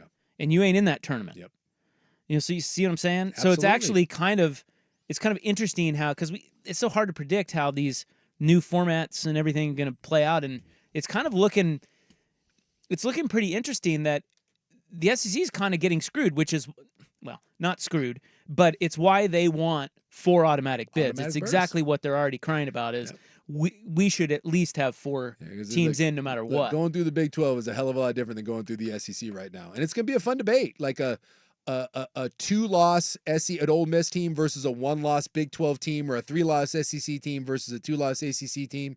There's gonna be some fun debates. But someone on the Vancouver Ford text line said it, and I agree. The thing with Ole Miss is you can't waste losses on Kentucky's. Well, that's what I'm saying. Yeah, if you're gonna lose, you got lose to someone better. You got to have those losses look better, and that may, if Ole Miss misses, it might be they get crippled by the fact that one of their losses was to a team that probably is going to end up with 4 or 5 losses, and the committee's going to use that to kneecap them. Well, we also have Big 12 anarchy, and we'll get to that next on The Fan. Hey, what's up? It's Rob sticking around.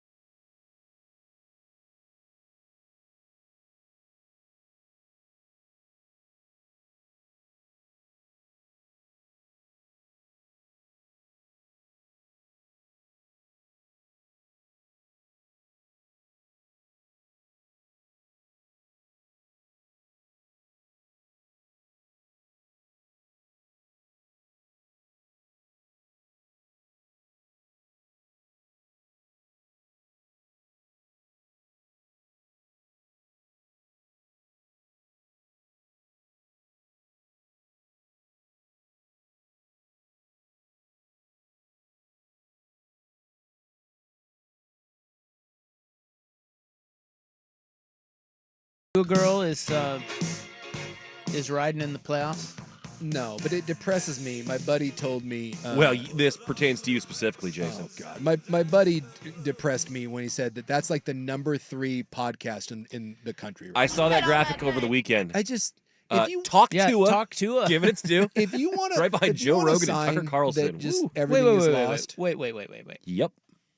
Joe Rogan is the number 1 podcast. And Tucker Carlson. Tucker is number Carlson 2. is number 2, and then Hawk Tua. Talk Tua. Talk Tua. If Yeah. you want to know that everything's just done and just Team Meteor just hit us and end it, it's that. Spit on that thing. Have you ever listened to her? She might be the Well, dumbest human being. Can I offer up the first? wet dream tomato. Might I offer up the first 2 guys on the list? At least they can talk, and you may not agree with what they're saying. I listened to her on 2 separate podcasts, long form interviews. I'm embarrassed that there are that many people that are choosing to listen. Whatever. Who's number 4? Because I don't know. I only saw the top 3. I just Boy, that's a bad top so 3. is she rooting for the Mets? She is, yeah. She she's threw out a- the first pitch for him earlier this year, and the That's Mets why. weren't allowed to say why or who she was. They just said viral internet Viral personality or sensation. something like that. Yeah, she says it's Hawktober, I just and she's Yeah, ready. October. And she's rooting for your Mets. I- So I, spin on it. can we Spit not? on that It's thing. like when someone when someone like saying, "Oh, they're backing your political candidate." Can you be like, "We don't want your endorsement"? Can we? You reject Haley Welch, Talk to a girl? Can we as a Mets community? We'll No. take her. I don't care. Yeah, go. You have her. Take her. She's from the Midwest, anyways. Isn't She's she? kind of cute. She's from like Tennessee. Is she from Tennessee? She's from Tennessee. Take the Royals. I just go away. Well, who would be her? Maybe the The Braves. The Braves. Yeah, Braves let should her have go down there. We've got Grimace. I don't need Haley. Well, I got Grimace for God's sakes. We got the purple seed out there. Highly. Let's go. Well, we've also got anarchy in the Big 12 so far. Yes. Again, very early. Mhm. But the top 4 in the Big 12, as predicted here, BYU, Colorado, Texas Tech, and Iowa State. That is hilarious. And guess who hosts K-State next? And by the way, give Colorado credit. They went into Central Florida and beat the brakes off of Gus Malzahn and his team down there. Yeah, I don't know if They are 4-1. Yeah, it's South Florida. Like Well, Central Florida, not Central South Florida, Florida. like And they're 4-1. And guess who they get next? they got a bye week, and then I think it's Kansas State. K-State. Is it at Colorado or is it at Kansas State? I think they host Kansas State. Okay. So it's Prime. Yeah, He's back. sure.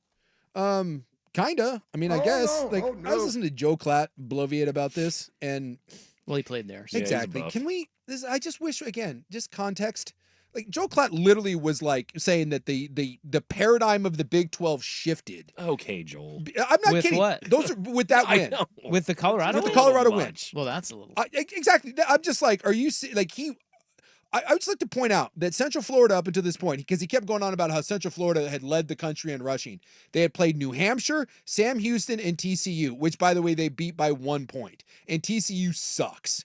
And so Colorado beat Central Florida, and now I have to listen to people say that Joel Klatt, who's supposed to be the voice of college football, try to sit and literally say that the paradigm, everything changed in the Big 12 with that game.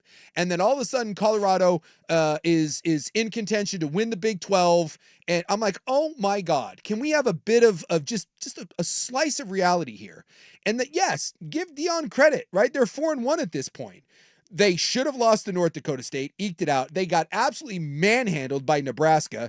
They beat Colorado State and they beat Baylor in Central Florida. Can we, like, what have they done? I'll say this. Colorado is not a terrible team. I'll give them that. They're better than we thought. They're better than we thought, but I mean, they've got Kansas State, Arizona, Cincinnati, Utah coming up, Oklahoma State.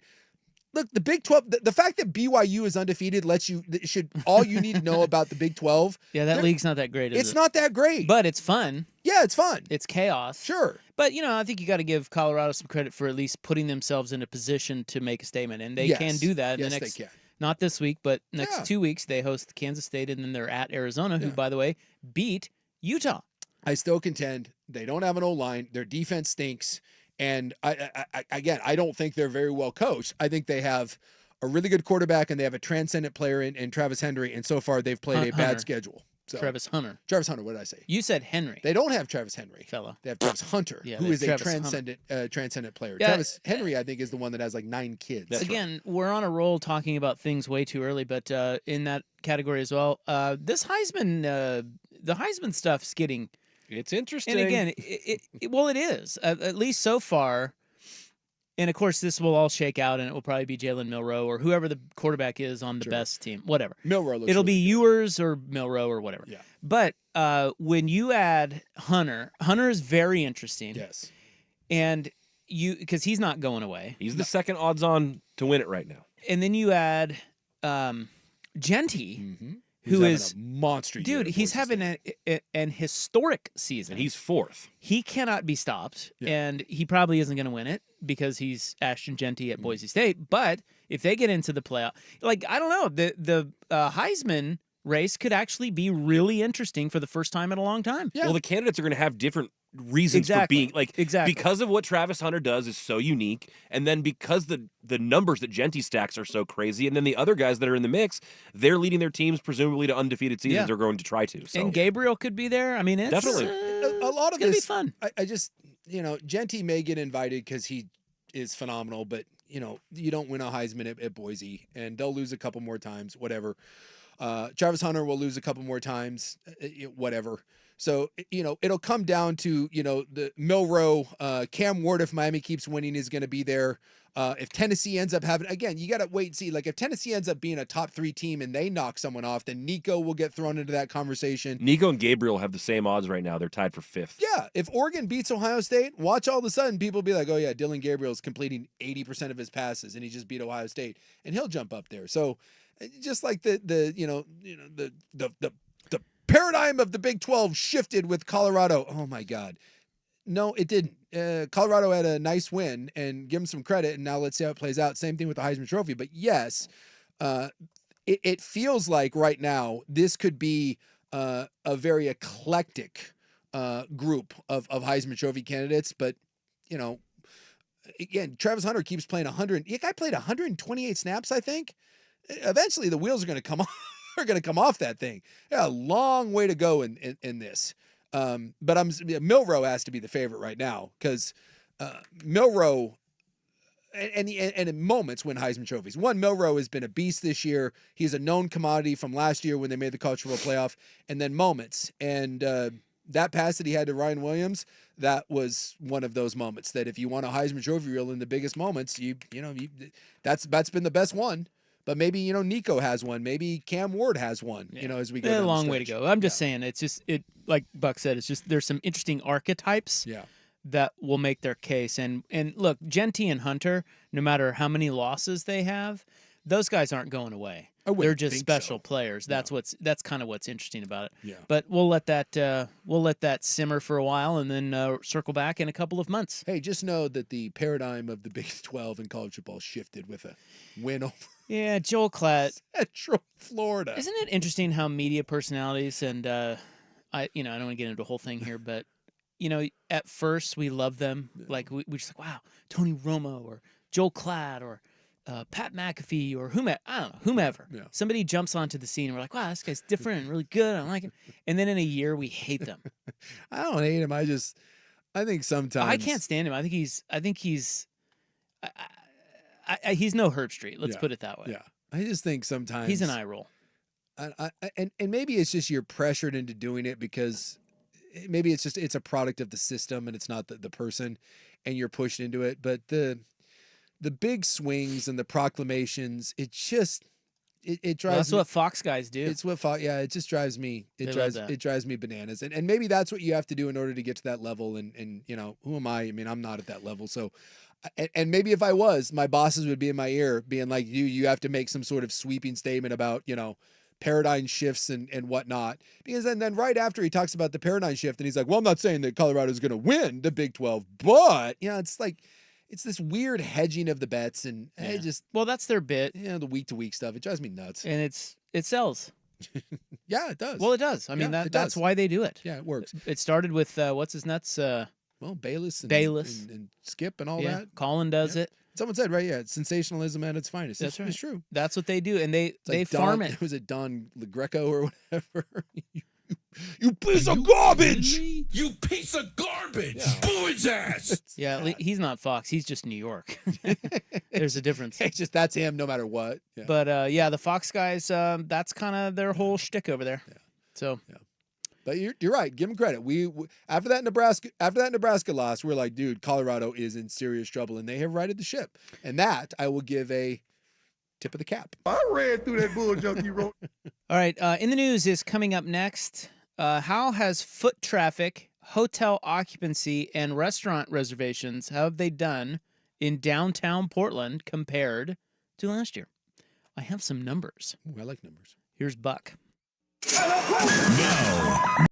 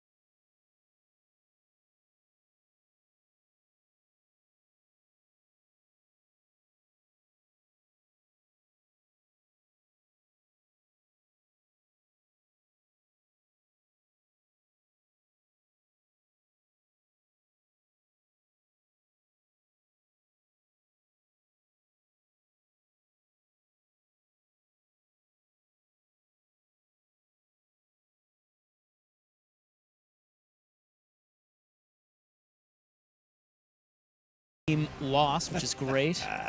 Buckley's team isn't even in it, which is even greater. No offense.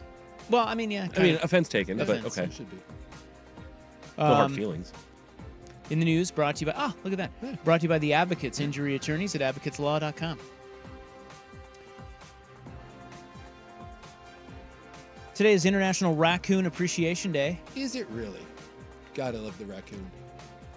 Live in the backyard and still can't befriend them thanks to my stupid dog. It is also CD Player Day. CD Player Day. CD Player Day. Does anyone CD Lamb Day. still have a CD player? I don't even have one in my car. My Subaru has a CD player. Does it? Yep. Do you play CDs? Tasty No, Subaru. I use the slot to hold the little cell phone mounter thing. Oh, yeah. Wait, it has a CD that goes into it? No, they make a cell phone mount that if you have a useless CD player, you can just use that as like the anchor for your mount. So that's what I do. Oh, Yeah, neither one of my cars has a CD. innovative. I guess my PlayStation, I could, right? I think my PlayStation I could play. Play a in. CD there I probably. could put a CD in. Other than that, I do not have the ability to play one. And I believe when I moved down to back to Vancouver all those years ago, I think I threw away all my CDs. I think I dumped them in the trash. Yeah, if you came to my house with the CDs, we would not be able to listen to them. No. Do you still have them? CDs? Yeah. No. Because I had like the big, the big folder. Yeah, me too. Yeah. I don't know what I did with it. When I was moving, it was one of those where I was like, I can't throw these away. And then I had the thought of, why not? What else am I going to do with them? Yeah. Use them as coasters? Well, I was like, do you donate them? And I was like, no, I don't know. I threw them in the trash and it was like, yeah, let's just be done. At some point, we tried to sell them at a garage sale for like $1 each, and I don't. And then when that didn't work, we just tossed them. Yeah. I'm not having a garage sale. That's right out. So just in the trash. Okay, well, downtown Portland seems to be rebounding, Yeah. according to the latest numbers. Well, and as someone that frequents into our lovely downtown at various bars and restaurants and whatnot, I would say that I think there's a big change. Well, that's very scientific of you, but I have some actual numbers here. Well, thank you. Because I do love when you get those reports and someone's like, well, my brother was on the ground in North Carolina and he didn't see one federal agency truck down there. Therefore, no, the feds are doing nothing. It's that sort of anecdotal evidence that I'm giving you in Portland. Well, we went to the coast this weekend and my wife saw 2 cops. Yeah. And she's like, man, they're everywhere now. I'm like, no, they're not. You saw 2 of them. It's kind of random. I do love those sorts of Then things. she hit me. That sounds about right. And did you call the cops? She backhanded me. Yeah. That's abuse. Foot traffic. Foot traffic in downtown Portland, they say, is at its highest since 2020, since COVID. Nice. How about that? And hotel occupancy this summer was at 70%, Okay. which is not great, But it's not terrible. but it's not terrible. It's up. And then restaurant reservations, they said downtown up 30% over last year. I have noticed just in my my comings and goings, you can definitely tell in For a sure. non-scientific way that the area is getting cleaner. You see less tents and definitely more people out and about. There's several times I've been down on the waterfront, like on a weekend, and honestly, you look around and it feels like it was 10 years ago. Bunch of families out, sunny days, cruising around. So a lot of progress being made. Salt and Straw has released their Halloween flavors. Boo Berry. No, it's not on the list. Blackberry tamales. How about that? Really? Yeah. Blackberry tamales. Like the savory food Yeah. tamales or like hot tamales like the candy? No, I think like the savory food tamales. Huh. But I don't know. Tamale ice cream, huh? Well, you know Salt and Straw. I do, but even that. Seems a bit odd, but hey, I've learned to not poo-poo any of their flavors because Yeah. some of them that you don't think are good turn out to be delightful. Yeah, they had a fried chicken one that wasn't too bad. Again, people are like, oh, that's so gross. No, it's not. You know why? Because it's ice cream. Yes. Ice cream's delicious. It does work. The Great Candy Copia, Jack-o'-lantern pumpkin bread. Oh, okay. We have Essence of Ghost. It's essence of ghost. What's in that? Does it say? Let's find out. We also have Creepy Crawly Critters. Yeah, I'm Let's, gonna need more. Let's take a look More here. information. On that. But, I like where we're going with it.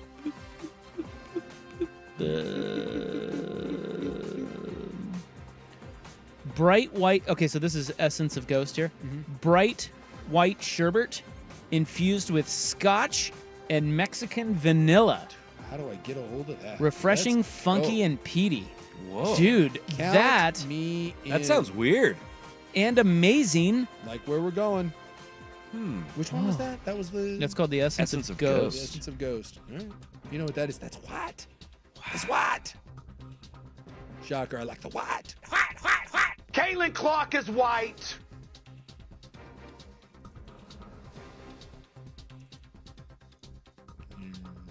Oh, you're looking at the other flavor? Or? Yeah, hold on. Shut up. I'll just say Halloween, let's see, the Creepy Crawly Critters Sweet Green Matcha Ice Cream. I'm out.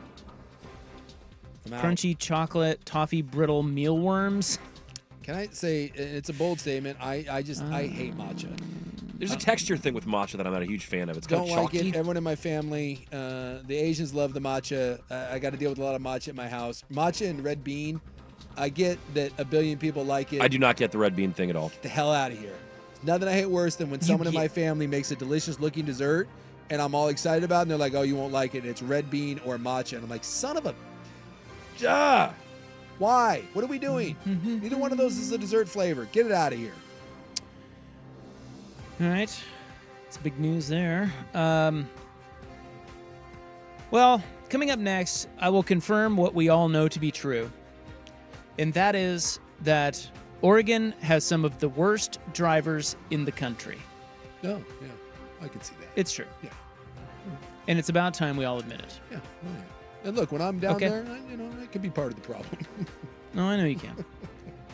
That next on The Fan. Freaking punch it, bitch! This is the Fan's Window into Sports, a view into today's top stories. Brought to you by Window Nation, online at windownation.com. Now that you have a couple months of distance from it, kind of what do you look back on about your rookie season and kind of what you learned from it? I look back at the food, the good food that I had.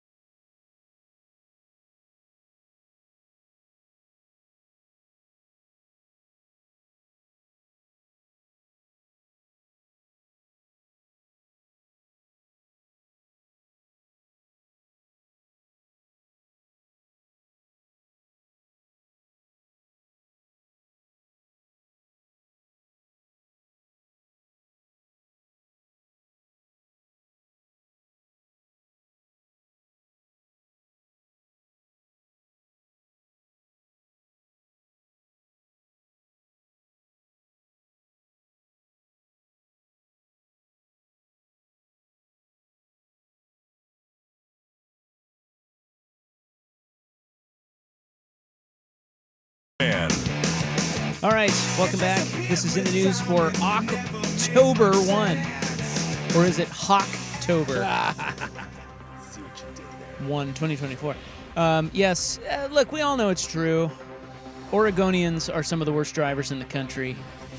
Well, can we be honest that not all of us are great drivers? Like, that's another one. Like, we, especially as men, there's two things that men struggle with. Well, a lot, but Just two, huh? just two. But two things that especially like we get all like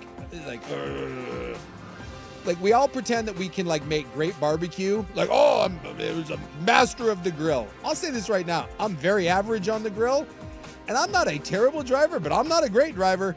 At least twice a day, I do something in a car that I think I don't want to be doing that, and I'm sorry that I just did that to you.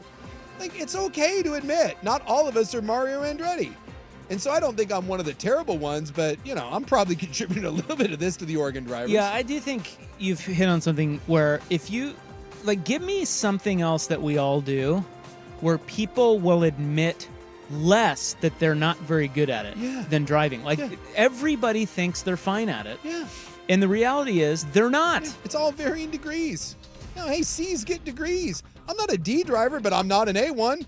I'm probably somewhere in the C plus to B minus. But people don't admit that. No. Like, they just, this is the number one thing everybody thinks they're better at than they are. Hill to die on. I'm not master out there. I'm not part of the problem. It's everyone else. It offends people. I'm not part it's like a strike to their pride. Yeah, but it's just like, they're just so blissfully unaware. Now, in Oregon, it feels like, one, everybody's high all the time. So that's part of it. That's possible. You have old hippie Subaru lady who's thinking about world peace. And you're blowing it because you can't stay off the wheel. And man, does she drive slow. About 8 months ago, I was rear-ended at a stoplight by an old lady in a Subaru, and her comment to me when I got out of the car was, well, I saw some other cars going. The other car is, by the way, coming the other way, so I assumed that we could go too. You know, sometimes the other side gets a green light before we do, ma'am. Ran right into me. It's a nice Subaru, though. Nice dusty maroon color. Thanks. So it's a thing here. And let's not get defensive about it. Yeah. Let's try to get better at it. I do think that, I would say that with more snow over the past 4 or 5 years. That is a little worse. No, I just think that people are starting to learn how to better drive in the snow because they're getting more opportunities to do that. I can see that. But a new study released October 21 by Forbes Advisor says that Oregonians are some of the worst drivers in the United States. Hawaii ranked number 1 for worst. They were high for driving under the influence, speeding, and texting while driving. Okay. Oregon ranks 2nd for the worst driving behaviors. We were worst for running red lights, refusing to yield to other drivers, and speeding in school zones. The refusing to yield to other drivers is definitely a thing here, and boy, do I not get it. Yeah. I don't know what that is, but it's just... You won't cook on my grill. Screw you. My God. Yeah. Traffic flows better if we all just let other people in. You know what? I'm going to cook on your grill. I don't get it. I just... You would think that we'd maybe a little more laid back, but we are... We're not. We're passive-aggressive as hell. Yes, we will, that happens all the time. Interesting thought here from the YouTube chat. The person says, I always hear about where all the drivers are crappy, but I never hear about where the good drivers are. I'm convinced good drivers don't even exist. Well, okay. Do we have good drivers? I mean, look, there are bad drivers everywhere. There's no doubt about that. But it's much like fan bases. In sports, you just get a collective reputation, and that doesn't mean that they're all bad and they're all good, or they're all. It's just a collective kind of feel about, like California, for example. Well, not all of California, but Southern California, they speed like it's like a freaking Mario Andretti race down there. Well, and it's interesting. And it's not everyone, but freaking punch it, bitch. LA's got some of this. If you've ever driven in foreign countries have the best, worst drivers in the world. Because if you've ever driven in any like Latin American country, there's no rules to the road. A lot of Asian countries too. Get in a traffic circle in like South Korea or Japan sometimes. There's like 9,000 cars on it, and like half of them are scooters, and the guy's got like 9 chickens on the back of it, and he'll cut off a bus because he doesn't give an F. And so it's like terrifying, but they make it work. And their drivers are calm and they don't care. And so while it's terrible, they find a way to make it work. I feel like sometimes we have so many rules and regulations that we never really learn to drive in hostile environments unless you grow up in like in LA and New York, because that's combat driving. And it may be aggressive, it may be too much for people, but I feel like that is better than our passive aggressive kind of Portland crap that we deal with. I do get that, and I think that's right. At the same time, why can't people follow our basic rules? Like, Rob, we can't. We have way too much John Wayne in our blood. We get way too cowboyed up. Rules? Nah, man. We ain't following rules. I mean, that. It's just, we're all in this together, guys. No, we're not. Let's get out there and move some traffic along. Get your head out of your ass. If there's one thing we've learned over the past few years is how far up your ass is your head? New Mexico, Wyoming, and Alaska round out the top 5 states with the worst drivers. We know who the best drivers are, though. Yeah, so the other side, I was going to look that up. The other side, let's see, best drivers. Yeah. Let's be interested to see where that, where that comes in. Right here we got Michigan, New York, Nevada, Mississippi, Jersey. Say that again. Michigan. Michigan number 1. Yes. New York 2. Oh. Nevada. Okay. Mississippi. Okay. And Jersey. And does it say why? The one I'm looking at. This is autoinsurance.org, so my guess is, again, tickets and insurance rates and all that. So yeah, the one I'm looking at doesn't rank all 50. It just talks. Oh, yeah, it does. Hold on. Let me click over. To round out the top 10, Kentucky, Louisiana, West Virginia, Florida, Arkansas. Although, to be fair, West Virginia, there's nothing to hit anyway. So. Okay, so this list is entirely different, but it has, by the same metrics that they're testing for Hawaii and Oregon being the top 2 worst drivers, they're saying that the best drivers are in Tennessee and Ohio. Oh. By these metrics. And it's different speeding to catch up to yellow lights. It's texting while driving. It's eating while driving. It's speeding 10 miles an hour or more over the speed limit, and so on and so forth. But Tennessee, Ohio, Pennsylvania, and Florida are the best. Okay. There's some Midwest love in there, down in Florida. A bunch of olds handling their business down there. Way to go, Florida.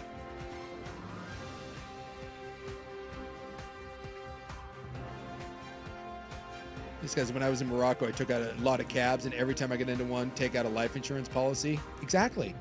I just got back from Mexico City. I have never seen traffic like that in my life. Ever. Worst traffic ever seen. Yeah. 23 million people, and no one gave an F. No, there really aren't any rules. No. They just kind of go where they want to. Thunderdome. And it just somehow it kind of works. Yeah, I didn't see a single wreck. Every Uber ride I took. Maybe we should try that. I thought to myself, well, here's a wreck coming, and it never happened. Like decriminalizing drugs, just no more traffic laws. No more traffic laws. I Just couldn't figure it out. If we elected you mayor, would that be on your platform? I would not put that on my platform, but it works down there. Well, I don't know. Would that be on your platform? No.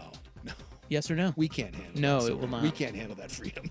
I don't think we can either. I think it would get way worse. We say we're the land Granny, of freedom, but we can't handle that much. America, yeah! I think so many people would just start crying. Yes, it wouldn't. And they wouldn't be able to get where they needed to go. Wouldn't work.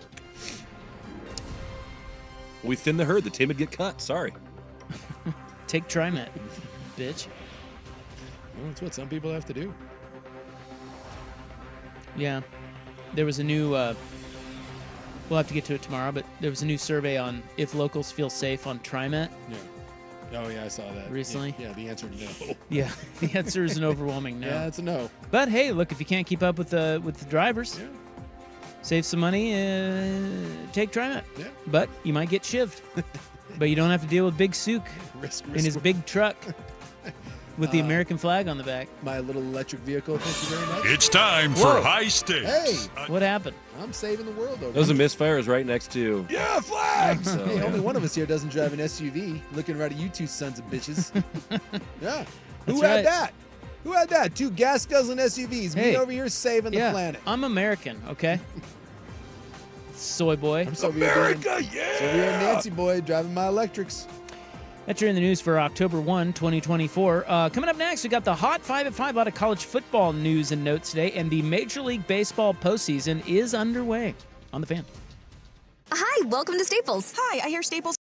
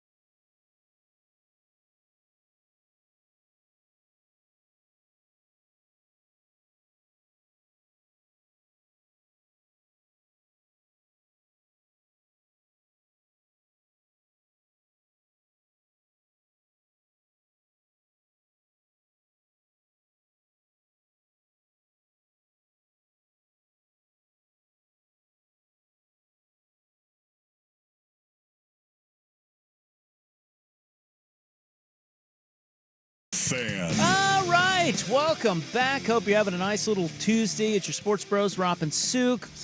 I'm Rop. Big Sook's right over there. At least I think. Yeah, I'm right here. Oh, there he is. Right here. Watching his team intently. I'm a little nervous. It's 8-4 in the bottom of the 8th, and as you stated, you said, "Is there any doubt this will be 8-7?" And I'm like, "No, it'll be 8-7." I got something's on. Yeah, I do got something's on. So, yeah. It's a short week. We were not here yesterday. We have a short show Friday from noon to 2. Which is very... How many so people put that in your iPhone. How many people are tuning in at noon and being like, boy, those guys sound completely different? What can if we... can we do the show as Danny and Dusty? Yeah, I was going to say, what if we did noon to 2, I'll be Dusty and you play Danny, and we try to fool people? I don't want to do that because then I'd have to be like, you. I don't want to talk Blazers. Why not? Because I don't want to talk Blazers. Come on, it's the hometown team. You have to talk Blazers. Remember when we were told years ago that we're slitting our own throats if we don't talk about the Blazers all the time? Yes. Do you remember this show will be canceled if we don't talk the Blazers. You're slitting your own throat, Rob. Oh, am I? Well, anyway. I want to talk about Hot Scoot Henderson and all the good food that he ate last year. Yeah, dude. That may be the best and simultaneously worst answer I've ever heard at a media day. Yeah, I know nothing of what came from Blazers Media Day, which for some reason was Monday. Well, either he or Ayton were the highlights. Ayton came in with more juice and energy than anyone had seen in a while. Can we hear the Scoot clip again, real quick? Yeah, we're not. We're not going to do much on this. But. No, this is him answering our good friend Sean Hyken. Now that you have a couple months of distance from it, kind of what do you look back on about your rookie season and kind of what you learned from it? I look back at the food, the good food that I had. Yeah. A lot of food. A lot of food. And then, what I've learned from it. Wait, what he learned from it? I didn't hear that part. What? Huh? He kind of pulled a Trump, too. He's like, the good food, a lot of food, the biggest food. It is a very political answer. When someone asks you one question, you just answer a completely different one, and everyone's at the end of it like, no, I have my talking points. I'm going to hit the food today. What did you learn from your rookie season? I have to ask a tough question. Ask away. Is he an idiot? I don't know. I don't know enough about him, but by all accounts, I guess he's a really good kid. I mean, I know he's young. People love him, and he's like energetic. But is he an idiot? I don't know. You're asking if he's Travis Outlaw, and I can't answer that question. But based on that, maybe he was having an off day. Maybe I don't know. He's going to that lake and he's eating good food. I'll tell you what. That's the only thing I learned from Media Day is that Scoot learned about good food, and then he learned a lot from the food he ate. Maybe it was one of those where someone asked him a question, like Sean Hyken asked him the question, and he didn't listen to the question, and so he kind of got stuck, so he just answered what he thought the question was. Well, I think he misinterpreted the question. Like somebody on the Vancouver Fort text line said, dudes, he's an underage black man in Portland. What else is there to do? No, I get that. I think Hyken was asking him about the season. Yeah, he was asking basketball. him, like, now that you've had time to reflect, what can you take away from your rookie season? The basketball season. Obviously, ups and downs are what it's like, to pace yourself every 2 games. I felt like my game really grew. Right. Yeah. I mean, I don't know. And by the way, the next time someone asks me a question about anything, I am going to answer with the food. I'm like, the food? Are you kidding me? Yeah, talk about tacos. Let's talk about street tacos. I mean, I guess it just goes to show you can answer a question in any way you want, and no one will call you on. I guarantee Hyken didn't say anything after that. He was like, yeah, next question. It's kind of, if you want to say that Trump has given us one thing, he's given us all the ability to not answer a question and no one ever challenges you on it. They're eating the cats. Just say what you want. Yeah, I think he was stoned there. He sure sounded Well, it. there's a possibility of that, too. It's still off season for those guys. And then what did Ayton say? Oh, Ayton came in with all this energy, and then he said he's been doing juice cleanses, a lot of juices with ginger in them, and he's got more energy than ever because he's going to sleep on time and drinking a lot of water and drinking a lot of juice. Yeah. All right. So referred to himself in the third person as dominating. And they have a new, he does like that one. And more importantly, they have a new cowardly window sponsor on their I saw jersey. that. I was pissed about the that. fake window sponsor. Hey, it's your window daddy. Why didn't they? Yeah, where's the window daddy? What's the name of the window? Wait, don't even say it. Don't even Don't even say it. The other. We don't even need to hear it. The other windows. Get out of here with that. I have concepts of a plan. I bet those Windows bros are eating the pets and the dogs and They're the cats. eating the pets. All right. Where were we? Where were we? Is the Mets up 8-4 in the top of the ninth? Gonzaga joining the Pac-12. We'll get to that. Hey, We have our Gonzaga's playing football now? We have our NFL junk grab coming up. And then in the club tonight, the burrito guy actually did it. And this oh boy, this may have been while you were out. Yeah, I didn't see the case. This is K-State guy, right? Yeah. Did we talk about that while you were here? Oh, we talked about it. Yeah, no, he did it. He followed up on it, huh? He did it. Oh boy. He did it. So we will get to that 6 to 7. Right now, the Hot 5 at 5. Hot topics, hot opinions, Oh, golly, I'm hot today. and hot air. It's time for the Hot 5 at 5. That's hot. The Hot 5 at 5 on Primetime with Isaac and Sue. No, I mean it. That's very hot. The Hot 5 at 5 with Isaac and Sue. Brought to you on The Fan by Victorico's Mexican Food. Discover Victorico's new savory menu items. Order in-store, online, or get it delivered straight to your door at victoricos.com. Number 5. UTEP is moving to the Mountain West. They are leaving. They are leaving. They are leaving their friends from the Conference USA behind. The report is that Tarleton State is in negotiations to be next to the Mountain West. You're not kidding, by the way. No, I would not kid you. No. Not in the Hot 5.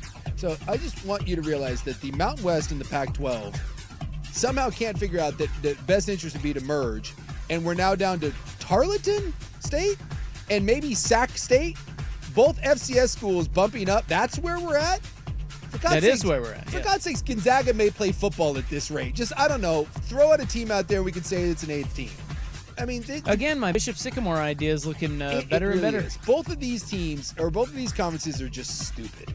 That they're in some sort of pissing war with each other, and they can't figure out, and they're going to kneecap each other. If they could just get together, merge, and it would be the best thing for both sides.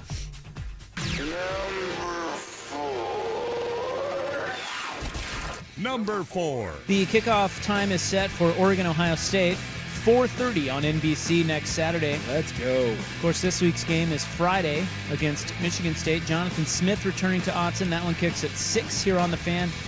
And as I've mentioned here a few times today, our show on Friday will go from noon to 2.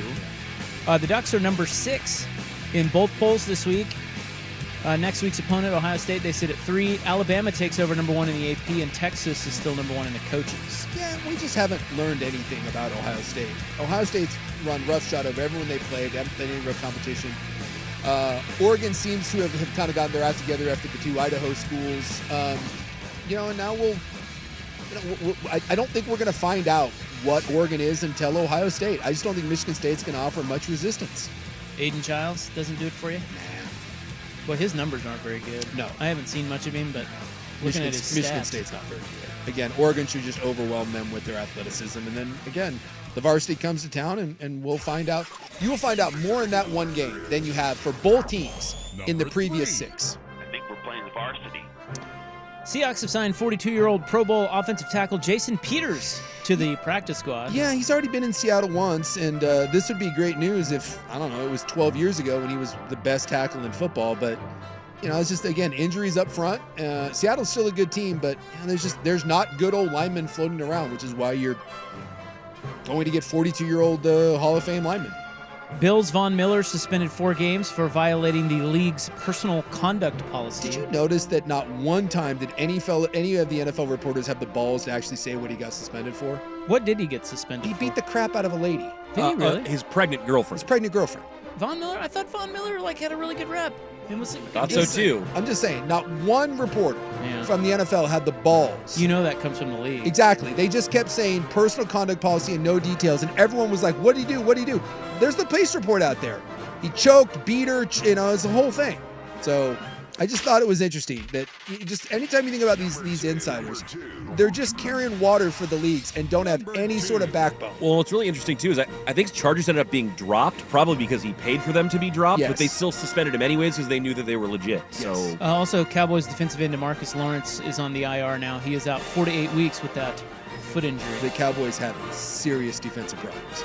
Gonzaga will be joining the Pac-12 Yes! effective July 1, 2026. Gonzaga going to be back there slinging that rock. Yeah, they have a really bad offensive line. It's very international flavored, and Oh wait, they don't have an offensive line. But they will play.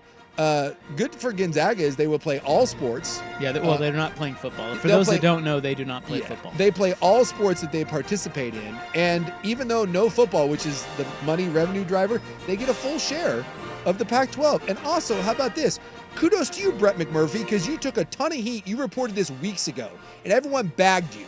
And it turned out Brett McMurphy was 100% right. Wait, why would they bag him? Because Brett McMurphy's not one of the people that carries water for the leagues. They said that he was jumping the gun, that both the leagues, and I think even Gonzaga denied it initially, and he was right all along, and he took some victory And laps McMurphy, stuck by his guns and was retweeting certain reporters, even locally. And like, where was that about me being completely wrong? He's like, this is happening. Yeah. Trust me, this is happening, and then it did. Well, the Pac-12 still needs one more to get to the required 8. And there's very little speculation right now as to who that would be. Yeah, the only one that I've heard is that Sac State, much like the Tarleton whatever state, said that they are investing in a new stadium and they want to move up, and that would kind of fit the profile, and it's the state school. And number 1, the Major League Baseball postseason is underway. Some great games today, by the way. Yes, we did have some great games today. The Tigers, who finished the season on a 31-13 run, they won Game 1 in Houston, 3-1. Tarek Skubal, 6 shutout innings. The Astros loaded the bases in the bottom of the 9th, but Jason Hayward lined out. Hard hit Take ball. that, Astros. Yeah. And then the Royals-Orioles was, again, down to the final pitch. So these are best of 3. Yeah, the Royals beat the O's 1-0 in Baltimore. The O's being shut out, and then currently in the bottom of the 9th, the Brewers are trailing at home to the Mets, 8-4. We've had several lead changes in this, too. Milwaukee jumped out to an early lead. The Mets came back, then the Brew Crew came back, and then the Mets exploded and now up 8-4. So look at the road teams. Now, again, these are best of 3, and they are all at the higher seeds place. So no travel either. No all travel. 3 games will be there. Yeah, the next 2 nights after this, we get these games in these series, and then the Braves and Padres is the last one, and that one's about ready to get going in about 15 minutes. The Braves, by the way, today saying that Chris Sale is not on their wild card roster. He was left off because he was scratched yesterday due to back spasms. Yeah, that's a huge blow for Atlanta, by the way. Victor Rico's Mexican Food. Discover Victor Rico's new savory menu items. Order in store, online, or delivered straight to your door at victorricos.com. Let's talk a little bit about the Zags joining the Pac-12. Coming up next on The Fan. See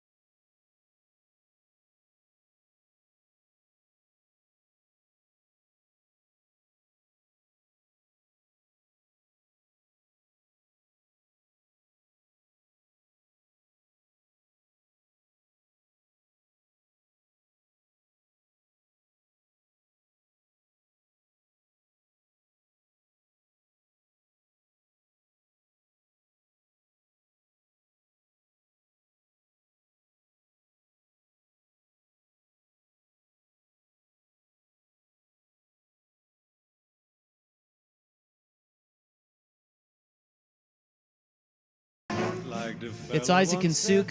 Sports is sports. Two guys right now with 1-0 leads Yes. with their teams in the series. Thank you. Yeah, and as I mentioned earlier, the stat is in the best of threes.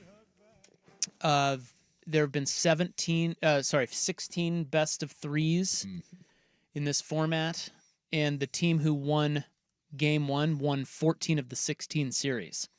So that's the Royals, Tigers, and Mets. That's a huge deal.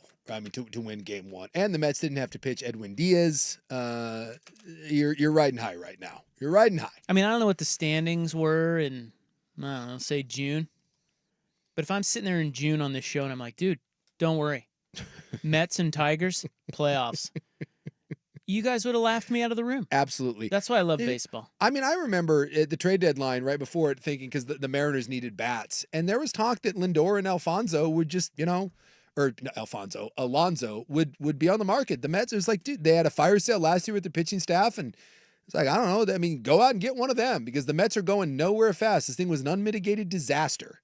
And yet, God, they bring out Grimace, and next thing you know, here are the Mets, and they got a little something. It's by far on paper, it's nowhere near the best team, but they got a little magic right now. Yeah, here it is. So on June, let's see, what's the date here? You and I are talking on the show. October 1st. Yeah, I know. You and I are talking on the show on Sunday, June 16th. And I say, hey, Big Suk, Mets and Tigers, playoffs, book it. Yeah. And you, of course, you and Buckley and his cocky giant sniff, you start laughing at me. Laugh me out of the room, and I have to leave and go home. I would have laughed, yes. The Tigers, 34. The Tigers at that time were 34-37, 11 games back in the AL Central, and the Mets were 33-37, 13 and a half games back in the NL East. And I'm like, yeah, don't worry about it. Yeah. Those two teams right there. Yeah, you're fine. I mean, I remember the Mets creeping towards 500 and being like, on the show, like, they're 500. And then what if I were to tell you the Mariners would not make the playoffs, who on that date had an 8.5 game lead in the AL West? God. Stat that I saw today, MLB listed the official top whip pitchers of the season. The Mariners had 3 of the top 5, including the number 1 pitcher in all of baseball. You think about that pitching staff isn't going to see the postseason. And yet, Luis Severino and the rest of the cobbled together David Peterson and the cobbled together Met staff. That's a postseason roster. That's a postseason pitching staff, but not the Mariners. Well, in fairness to the Mariners, they only missed by 2 games. Well, they did. I mean, they were right there. Yeah, well, but they're not. But let's not pretend like the Royals and Tigers are like these complete, or the Mets, like these complete teams. But yes, it is interesting that with pitching like that, maybe you should have Sean Manaea then. Mariners couldn't advance, but I guess that just goes to show you got to be better than just starting pitching. Yeah, yeah, I would say so. Hey, the Mariners did say their chairman douche came out and said that they were going to increase their payroll next year. Great, which means they just have to give certain guys raises. But we'll see. So you want Dodgers Yankees? If I gave it to you right now, you wouldn't take that, would you? No. Well, I mean, let's just say that take the Mets out of it. Yeah, take your team out of it. Yeah, I'll take it. You want Dodgers Yanks? I'll take it. Shohei Judge. Yes. Yeah. And I know we get into this. Dirt and Sprague were talking about college football this morning, and the whole SEC Big Ten takeover, and I get Sprague and loves the Beavs and all that, and he's doing the I'm done, I won't watch. One, you will watch. Won't watch what? The football going forward, because it's just going to all be the SEC and the Big Ten. He's saying he's not going to watch college football? He's basically tuning out, and if it ever goes to the SEC and the Big Ten doing the scheduling agreement and getting 4 teams each, that he's out. That he won't watch. He's done. Oh, only when it gets to that point. And he's already saying that he's kind of checked out. And first off, well, he does host radio shows. So. Well, first off, no, you won't check out. And Alabama, Georgia proves that. And even if you do check out, you may check out in the Northwest and no one cares because 9 more fans will pop up nationally. So we love to do the I won't watch if it's just the same crappy teams that we see all the time and I'm so sick of them. But you do watch. Whenever it's the Dodgers and the Yankees, when it's Georgia and Bama, when it was Alabama, Michigan, it gets the biggest numbers. So yes, if you tell me that I get Shohei Ohtani in LA and Aaron Judge in New York and they play for the World Series, you can say all you want that you hate those teams and you won't watch. Then why will 25 million people tune in and it'll be the highest rated World Series we've had in 20 years? Yeah, well, it will be highest rated because It'll be a monster. A lot of people love those franchises, but I think there's a difference between saying that I won't watch and saying that I don't want it. Yeah, maybe that's true. So I'll watch, Yeah. but I don't want. I mean, I'm not rooting for Dodgers Yankees. If you took away the Mets and said, "Hey, the Mets are out," I would have zero problem. Because here's my thing. You take out the Mets and I get the Dodgers Yankees. I know I will watch. And I root for Ohtani. I love Shohei Ohtani and I'll root for the Dodgers. Just not as the MVP though. Frankie Lindor. Hey, most valuable player, Frankie Lindor. So give me that's something I can root for. I can hate watch with the Yankees and it'll be must-see TV and the entire country will be tuned in. It'll be great for baseball. And while that may not be the ideal one for like my rooting interest, it's a hell of a lot better than me running the risk that it's going to be Milwaukee versus, I don't know, give me another that like the most bland, boring matchup that I could get. The worst is going to be Milwaukee. So you're telling me, or Astros, oh God, just choke me right now. Exactly. There you go. Give me the Astros and the Brewers. No, I'll take like last year. As much as I love the World Series, you can't tell me that the Rangers and the Diamondbacks did jack squat for you. It just didn't. So yeah, you give me the Dodgers and Yankees right now. I will take that all day, every day if you tell me that the Mets can't be in it. All right, now to the newest member of the Pac-12. It's the Pac-12. My Zags, which is a good get for the Pac-12. Yeah. So Oregon State can add 2 more basketball losses to their ledger. Actually, all those schools can add 2 more basketball losses. I'm surprised that the Big 12 didn't gobble them up. You know, I know they probably tried. I know there was some flirtation there. I mean, Gonzaga's had an opportunity to jump many times and they haven't. Yeah, well, they probably just weren't, because they don't play football, they're probably just being lowballed. Yeah. And this was maybe a better deal because they get a full revenue share. Full share and don't have to have anything to do with football. I mean, I'm guessing that's what happened with them. They've been to 9 straight Sweet 16s, though, which is crazy. They're the only school since the tournament expanded in 1985 to have done that. Yep. So this is good for the Pac-12. This one, to me, for all the missteps that the Pac-12 has made, and there are many, this is a no-brainer. If you can get Gonzaga, get Gonzaga. This 100%. Is really good for you. Yeah. But it doesn't solve the football problem. You know, they'll have to get Sac State or somebody like that.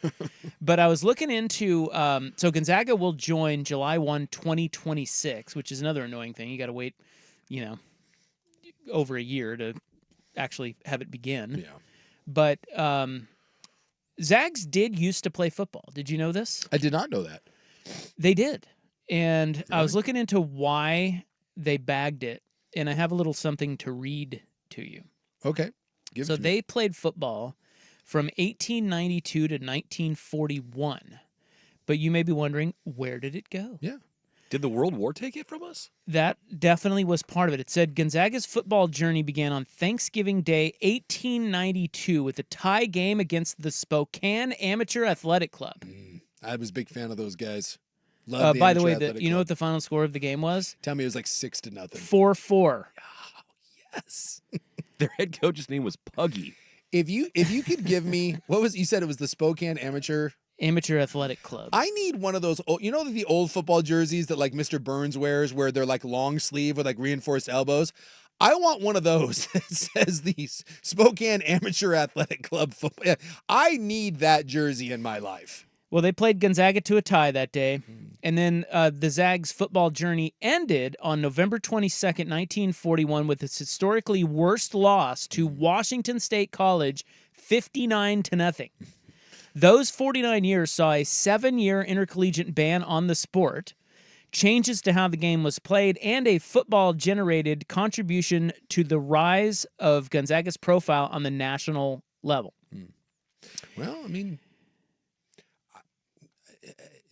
if you're Gonzaga, is anyone looking back at that and regretting the decision to not play football? Well, so here's what happened. So it says, while young boys were attending Gonzaga in its early years, they were able to play football and other sports through an intramural league called Junior Yard Association, or JYA. Yes. Coach Gus Doris led the Gonzaga football program through its golden age in the early 20s and Gonzaga became a ranked team. I was just reading about old Gus. He went 20-13-3 with them. Yeah, little Gonzaga played larger schools such as the University of Oregon, Washington State, and the University of Nevada throughout the 20s and 30s. However, once World War II began, Gonzaga football lost its funding and its players. After the war, students wrote petitions to bring football back to Gonzaga, and the administration deliberated carefully over these appeals. Suggestions were made to continue the program, such as reducing the number of players and having alumni underwrite athletic scholarships, but these ideas were not enough. The facts were that after continued losses and no promise of better results, football was harming Gonzaga's self-respect. Furthermore, Gonzaga administration did not want to lower the school's academic standards just so students could play football, and there was concern that professors might be giving better grades to football players than deserved. How about the dum-dums? They're like, hey, no, can't let those idiot football They were players in. pioneers. Finally, there was no way to play the football. There was no way to pay the football program deficit that had built up over the years while simultaneously funding the program, given the impending stadium repairs that were needed. Gonzaga refused to allow program funding using outside money because it would have meant potential external influence over administrative policies. Can't have that. Additionally, recent poor crowd attendance indicated a lack of civic interest. In the end, the substantial past losses and the unbearable future losses were too much to handle. The administration shut down football forever, and Friday Night Lights became a memory of the past. The unbearable future losses. That's awfully presumptive. Yeah, I feel like in some ways you could say they had a lot of forethought here and were smart to shut down football the way we talk about some of these bad programs right now. We're out. But then in other ways, it's like, man, if they had just brought it back and fought through the lean years, who knows? Yeah, who knows? You know, what look could at happen. Boise State. Look at, I mean, just the landscape changes so much. Even if you had stayed on a smaller level, look at like what North Dakota built. Yeah, exactly. Or North Dakota State, I should Well, say. look at their basketball program. Yeah. I mean, could you? I mean, I know it's easier to build a basketball program than a football program, but yeah. I don't think anyone. My point was that I made earlier. I don't think anyone at Gonzaga is like, man, if we had just played football. I think they're happy. I know, but there's probably a little bit of a what if there. Sure.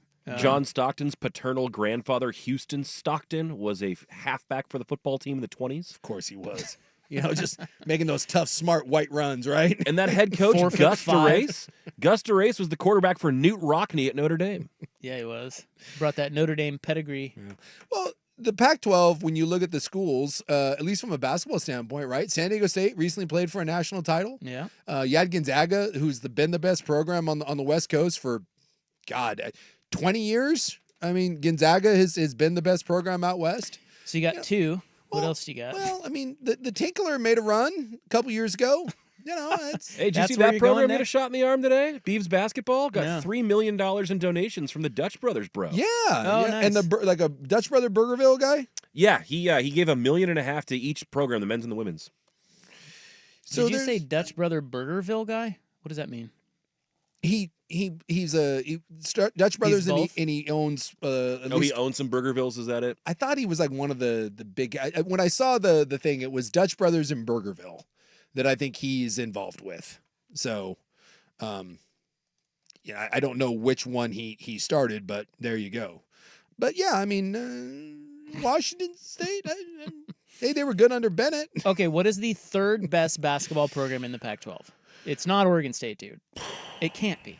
If it is, that's an indictment on the league. Of the last 20 years or just ever? I think now, like right now, Well, what you- is the third best? Dana Altman's done okay. Dana No, Altman- Dana the Altman's in Pac-12, the Big you Ten, idiot. for God's sakes. Pay attention. Utah State made the tournament. Remember they had the That's a good but program. the sprinkler's Can't keep gone. up with all the conference realignment. The sprinkler's gone. Boise State makes the tournament every so often. Do they? Yeah, Boise State's a tournament team. So Gonzaga, San Diego State. I'd It's see the- probably Fresno, right? No, Don't they have a good program? I don't think so. No? I don't remember Fresno State in the tournament ever. Well, San Diego State played for a title recently We and had just to said it. Good Buck, God. stay with us. Stay with us. You're doing great. You just referenced them. F. I think it's a vicious cockfight between Oregon State, Boise State, and Utah State. I think it is. It might be Boise State. I really do. I Wait, think Boise State has been to the tournament more than those schools. You're right about Fresno. They're out. Yeah, Let me see. Oh, Colorado State was good, weren't they? When? I don't just think last so. year. I don't think so. Come on, yeah, they were. No, The Rams. I don't Rams? think so. Yeah. No, Utah State made the tournament. They had the Player of the Year that transferred to Washington when they took their coach. I think it's Boise or Utah State. I really do. Colorado State was a 10 seed last year and a 6 seed 3 years ago. So they've 2 tournaments out of the last 3. So we throw them into the mix? I think what we say is there's 2 good teams and the rest of it is just a vicious cockfight. Am I missing a school? So they brought over Fresno, Colorado, Boise, and... You got San Diego State, Fresno State, Utah State, Colorado State, Boise State, Gonzaga, Washington State, Oregon State. Okay, so you're saying... Okay, let's pin this down before we break. We have to do this. Gonzaga and San Diego State will be the 2 best basketball programs. Not even close. Not even close in the Pac-12. Yes. Who is third best to you? You're saying Utah State? I didn't do some more research. I kind of think it might be. I feel like Boise State makes the tournament. Okay. I feel like that's a. We'll go take a look. Yeah. Well, I'm gonna do some looking. I think it's a fight between Utah State, Boise State, and. I can tell you. I think it's those 2. So here's what I'll give you about Utah State. Yeah. Just a quick glance here. Yeah. They were an 8 seed last year with the sprinkler. Mm-hmm. The year before they were a 10 seed. Missed the tournament the year before that, but were an 11 seed, 8, 12, 12, 11. So 3 of the last 4 years. Actually 4 of the last 6 they have been to the tournament. Okay. As an 8, 10, or 11 seed. Okay, here's Boise State. Boise State has made the tournament in 2024, 2023, 2022. Okay. And then 3 straight. And then 2015, 2013, 2008. So, about the same. And I hate to. How are we going to break this time? And I hate to say this, but they've never been out of the. It looks like they're in the round of 64, the first 4. So they don't. It's not great. It's not great, Bob. But they make the tournament. Where's Andy Katz when you need him? They make the tournament. All right. Well, anyway, Gonzaga is going to be in the Pac-12, okay? Yes. And they will run roughshod over everyone. They beat the hell out of the West Coast Conference. It's the same thing they did. Yeah, it's the same thing. Yeah. And they make more money. They get a full share. They don't have to play football. They should require, if they're going to do this to the basketball schools, they should be required to field a football team and lose 70-0 every time. Make them do it. What do they have, like 3,000 kids up there, students? It's a very small school. What do you think their football team would look like if you just made them next week roll a team out there? Wouldn't that be fun? That's what I'm saying. If they're going to kick the hell out of everyone else in basketball, they should be forced to go and form a club team that has to play the rest of the schools in football. I bet they'd have a good kicker. I could see that. Well, they're such an international place. They would go get an Aussie kicker and punter, and they would be... And they'd just pin you. Yeah. And then you'd run for 70-yard touchdowns. All right, now we're just getting silly. Our NFL junk grab is coming up next. Here is a very focused Ryan Buckley. Now, from the Fan Sports Desk, a Sports Center update on 1080 The Fan. Ryan Buckley with this Sports Center update. First on the Fan on the Diamond today. Wild card series starting across Major League Baseball. In the American League, a couple upsets. Game 1 between the Tigers and Astros went down to the wire, with Detroit winning 3-1 despite Houston loading the bases in the 9th. Bobby Witt propelling the Royals to a 1-0 win over the Orioles in Baltimore to take Game 1. The Mets just wrapping up an 8-4 road victory over the Brewers, and now just underway are the Atlanta Braves at the San Diego Padres. That one is over on ESPN. In the NFL, reports indicate that the Las Vegas Raiders have told teams they are open to trading star receiver Devontae Adams. Meanwhile, in Buffalo, Bills pass rusher Von Miller has been suspended 4 games for violating the league's personal conduct policy. He'll be reinstated after Buffalo's Week 8 game against Seattle. In college realignment news, Gonzaga University will join the Pac-12 Conference, bringing the total number of schools to 8. The Zags will officially make the switch from the WCC in June of 2026. More sports scores and stories in 30 minutes. I'm Ryan Buckley at the 1080 The Fan Sports Desk. Listen live or on demand on the Odyssey app, the Fan's desktop player, or tell your smart speaker to play 1080 The Fan. Tired of getting dinged by subscriptions? We won't send you a bill. Portland's sports leader.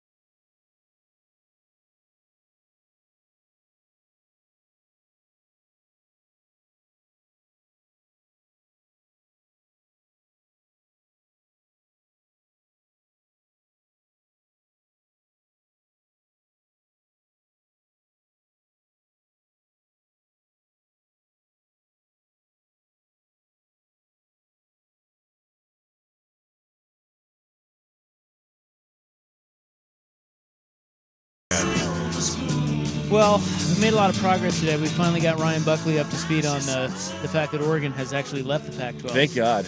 It's all very confusing. Thank heavens. It's not like you went there or anything. No, well, I did, but they moved after I left, so it's hard to keep up. It's tough. One of our listeners put together the all-time NBA team from the new Pac-12. What do we got? John Stockton, Okay, Klay Thompson, Kawhi Leonard, Paul George, and Chet Holmgren. that's a nice little roster. Not That bad. is. That's pretty good. Yeah. Unfortunately, And we're if you- probably missing a few, but but- Wait, where did Paul George go to school? he went to let's see, I don't know where Paul George went to. It just occurred to me I have no idea. That's a good He went to question. Fresno. Oh, there it is. Okay. Oh, that's right. Okay. I don't remember him at Fresno. I can't At say all. that I do either. But yeah, he went to Fresno. All right, way to go, Pac, whatever. So the NFL Pac-12. had another weekend. I don't know if you saw that, but I they did- played some games. I did see that. Our Seahawks were bludgeoned last night. Yeah, I mean, they came back and tried to make it competitive, but I mean, they're dealing with a lot of injuries and But that's what happens when your highly ranked defense finally faces a real quarterback. Who didn't throw an incompletion? but also 4 starters down off that defense is going to hurt anyone. But yes, Golf. Washington will have this. The Commanders have played the best defense they've played. 3 of their 4 defenses ranked 28th or worse. The best defense they've played is the Giants. So yes, there is always an aggression or a regression when you haven't really played anyone.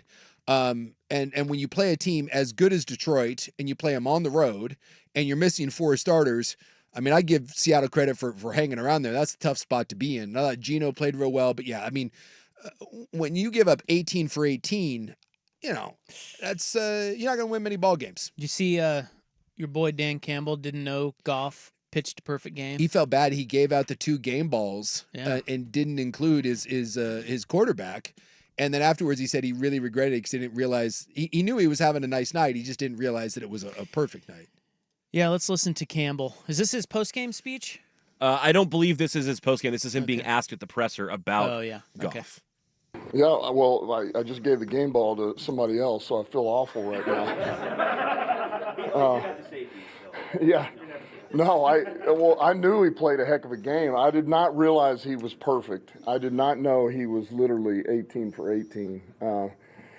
But I knew he played really well. You could feel it, and he really found his rhythm early. And I thought he was seeing the field, played with rhythm. He had to move a little bit in the pocket. I thought what really kick-started him is he had to kind of move in the pocket, got spun around, and hung with J-Mo and hit him on the hook for the first down. It was big, man, because he was rolling after that. But just a number of huge throws, played with poise, got us in the right play. It was a heck of a play down in the red zone on the catch. Good throw by Saint. Been working that. So I just thought it was excellent. And credit to Ben Johnson too. I thought he called a heck of a game. It was a good game plan. Really everybody on that offense. He gave a stepped game ball up to J-Mo, Jameson Yeah. Williams, who had 2 catches. So Yeah. might have given one to the guy that went. And 18 Goff for caught 18. a touchdown pass. Exactly. By the way, fun fact, first team since 1933 to have 2 players throw a touchdown pass with 100% completion rating. Say that again? So the Detroit Lions had 2 players complete 100% yeah, of their of passes course, and yeah. throw a touchdown. Yeah. Has first time since like 1933. Well, because if you do the halfback pass, you might go one of one or Yeah. whatever, But the the quarterback- quarterback's never perfect. No. But in this instance, he was. Yeah. Oh, that's cool Yeah. stat. How about my Lions? Jared Goff now has more receiving touchdowns this season than Debo Samuel, Brandon Ayuk, Jalen Waddle, George Pickens, Sam Laporta, Travis Kelce, and Mark Andrews combined. My God. Yeah, the NFL continues to be a little bit of a what the F. Although after 4 weeks, It always is, though. yeah, after 4 weeks, again, you can start to say take the NFL season in 4 quarters, 4 games a piece, and now you get the overtime because of the 17th week. But you start to see patterns develop, and sometimes there's teams that keep winning, but you look at it and you're like, it's like this isn't sustainable.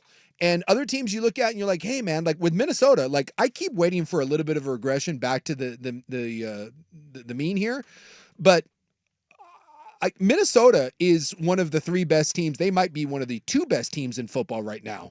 I still think from a talent standpoint, Minnesota is not even a top 7 or 8, maybe even a top 10 roster, but it's hard to look at what Minnesota is doing against good teams. I mean, they've already beaten the Niners. They've handled the Texans. I mean, I take the Giants out of it. And the Packers made a game of it, but they handled Green Bay. So, I mean, when you look at resumes, that's probably the best resume right now in the NFL. You look at another 4-0 team like Kansas City, and I'm telling you, Minnesota looks light years better than the Kansas City Chiefs, who are also 4-0. So are the Vikings the number one team in the NFC? If you take everything... Are they the number one team in the NFC? Yes. Yes, they are. I don't know. I don't think they're going to be there at the end of the year. I think a lot of what they're doing is schematics. And normally when that happens, you do see teams catch up to it, but it's usually you're out scheming bad teams. They're out scheming good teams. But I still think that when you get enough film on people, it usually comes back to bite you. So I feel better at the 4-0 Chiefs, obviously being there at the end than I do the 4-0 Vikings. But I'm saying the NFC. In the NFC, so yeah. They're the best team. Niners, Yes. Cowboys, Yes. Packers. Yes. And I don't honestly they beat two of those three. It is a definitive plant the flag right now. The best team in the NFC, the best team is the Minnesota Vikings. So power rank these 2-2 teams. Okay. Mm-hmm. Niners, Cowboys, Ravens, Packers. Ravens won. You saw, and this is what we thought the Ravens would be at the start of the year. This was the first game where the Ravens looked like a fully operational Death Star. I think they're figuring out Derrick Henry. I think the defense by far played their best game, and they shillelied what was one of the top 3 teams in football who looked like a juggernaut. So I'm going Ravens 1. Give me the Niners, Cowboys, Packers. Packers 2. I think Green Bay will be fine. I think they brought Love back a week too early, and I thought he was very uncomfortable at the beginning. They don't dig their hole there at the beginning. They could beat Minnesota. Niners, after that, the Niners scare me. Tatis! Again, Ayuk looks like a shell of himself. Maybe he comes back. I think the defense is an issue that is going to continue to be a problem. This is not the dominant defense that they've had. There's injuries on that side of the ball too. And then McCaffrey with double tendonitis in his Achilles. He's going into Germany. I think they'll be okay, but I've got serious concerns about the Niners. And honestly, Dallas's defense is just bad. To me, it's a bottom 5 defense in the NFL. And now there's injuries creeping up in that too. Dallas is problematic. I don't know what's going on there. Zimmer's a good coach, but it does not look good. It just doesn't look good. And I think you look at the defense, unfortunately, I think Dallas right now has 3 or 4 name players that we all think about, and then a bunch of guys that are poor. You can run on them. There's big plays to be had. So I'm pretty firm in putting Dallas dead last in that 2-2. And we'll see that division. The Giants stink. Eagles have real problems. The Commanders, again, much like Minnesota, but I think Minnesota's better than that. There will be a regression with Washington. They'll come back to the pack a little bit. That might be the best team in the NFC East, though. Yes. The Commies. Yes. They can win that division because, again, Dallas's defense stinks. Philly hates each other. The Giants just suck. So I actually think that is a really solid play right now to think that Washington can win this division. Like, who was it last year? The Texans, right? Remember, the Texans won that division, but that came down to the last week of the year, and they had to eke one out. Like we all love the Houston Texans who have their own issues right now. That run game is the worst in the NFL, and you will not win in this league with the worst run game in the NFL. There's real problems there in Houston, but that was a team that kind of seemingly came out of nowhere, was not a super like sexy team, but they found ways to win. They grounded out and won a very winnable division. That could be the exact recipe that the Commanders aren't going to win 12 or 13 games, but they can easily be a 10, 11 win team and grind out what appears right now to be the very definition of a mediocre division. All right, we've got to wrap up the NFL junk grab coming up next. Then we'll move on to Club 1080, things people will do for an ounce of attention on the Fan. It's time for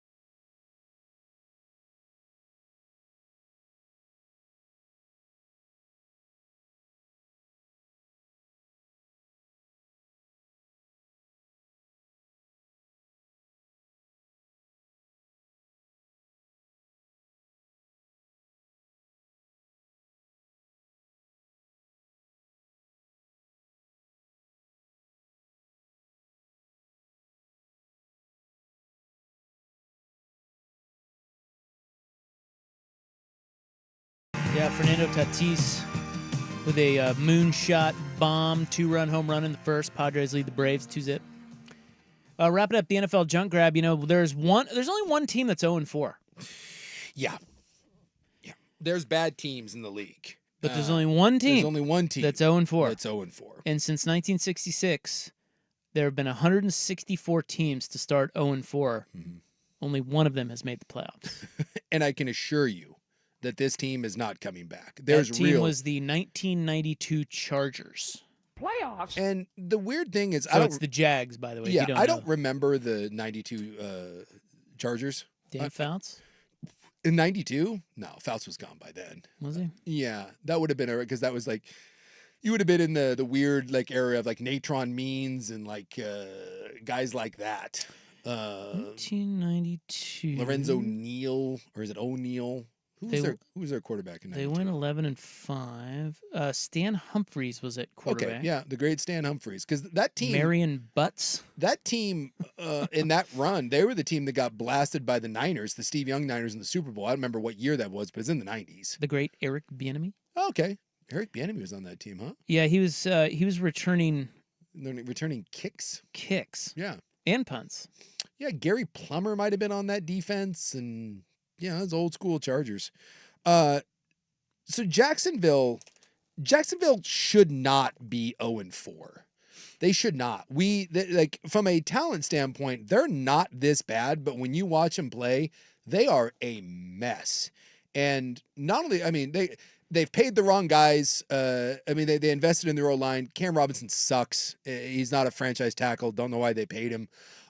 They just haven't been able to figure anything out across the board. There's no continuity. They're poorly coached. They make too many errors. And unfortunately, like in years past, you could look at it and say that it wasn't Trevor Lawrence was the problem. Like it was more the structure around him that was failing him.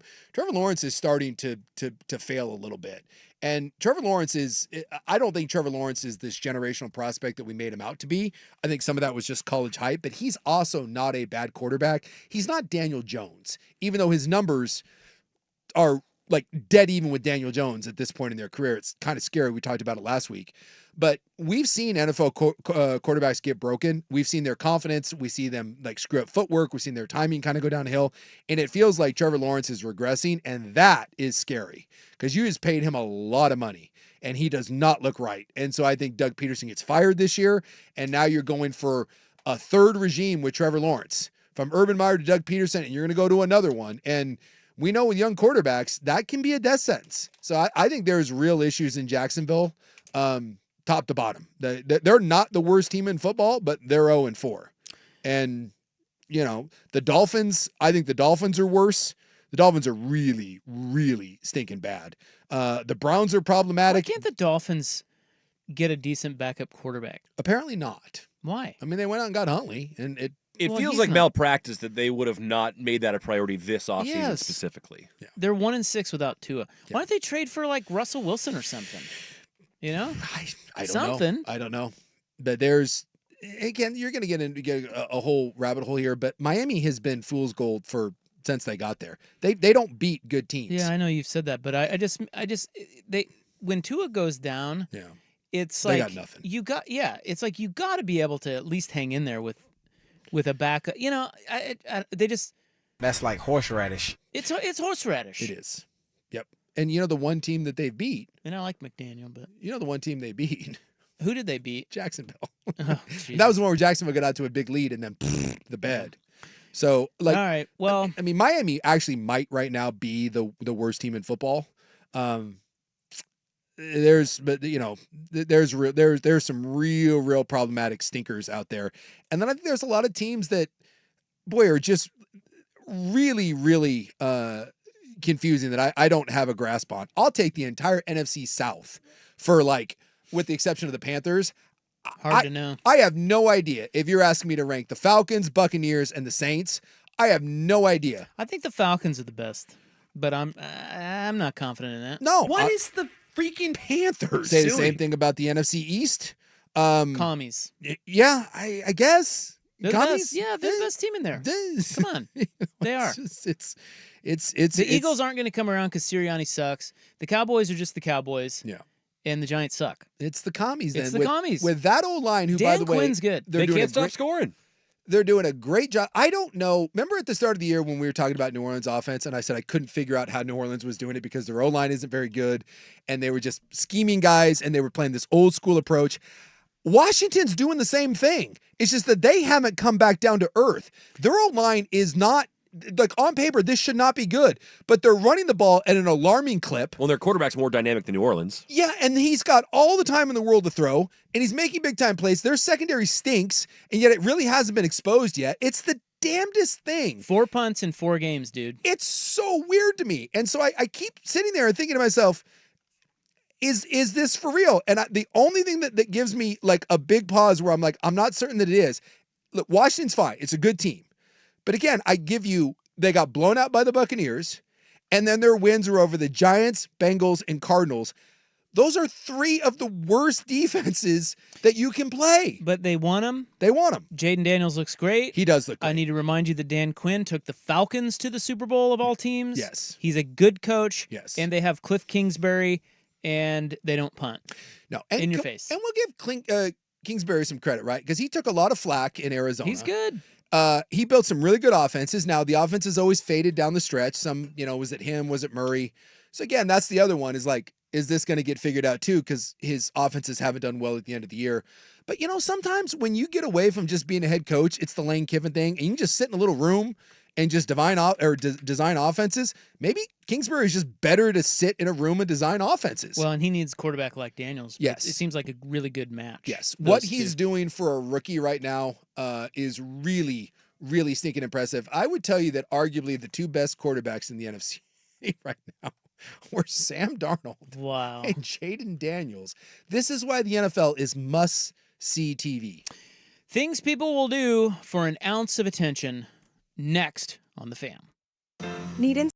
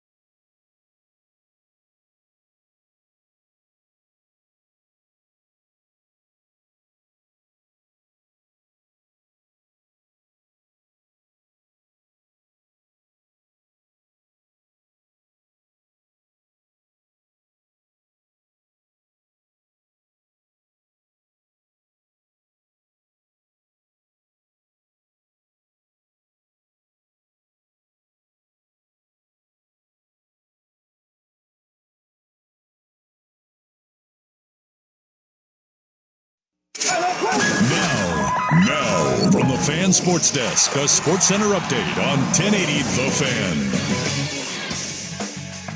Brought to you by 808 Hawaiian Restaurant, your favorite spot for island grinds. Now has 3 locations, Woodstock, Burnside, and New in Beaverton. Always online at ate-oh-ate.com. First on the Fan, on the diamond today, a wild card series opening round. Across Major League Baseball in the American League, Game 1 between the Tigers and Astros went down to the wire in Houston. The Detroit Tigers winning that one 3-1 despite Houston loading the bases in the bottom of the 9th. The Royals win a nail-biter over the Orioles 1-0. Bobby Witt with the lone RBI in that one as KC steals Game 1. The Mets and Brewers just wrapped up. New York, an 8-4 winner over the Brew Crew. And currently the Padres have a 2-0 lead over the Braves. It's the bottom of the second in San Diego. Fernando Tatis with a 2-run homer to give the Friars the lead. In the NFL, the Las Vegas Raiders have told teams that they are open to trading star receiver Devontae Adams. Meanwhile, in Buffalo, Bills pass rusher Von Miller has been suspended 4 games for violating the league's personal conduct policy.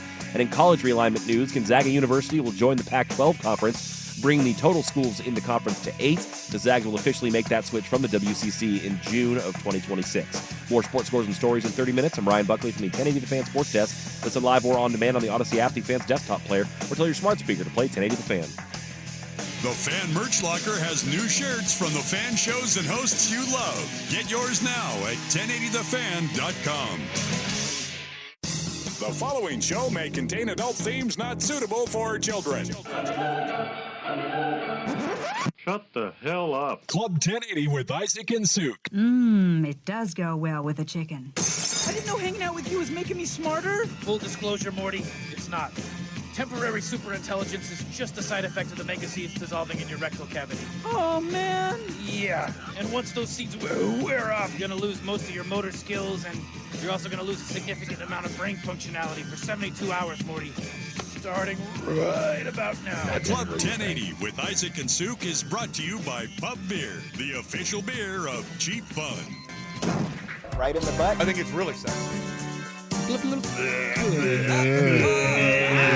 2, 3, 4, 5. Sports is sports. Ahoy! Our not to the bottom of the well mechanic, as our key has got. What's going on now?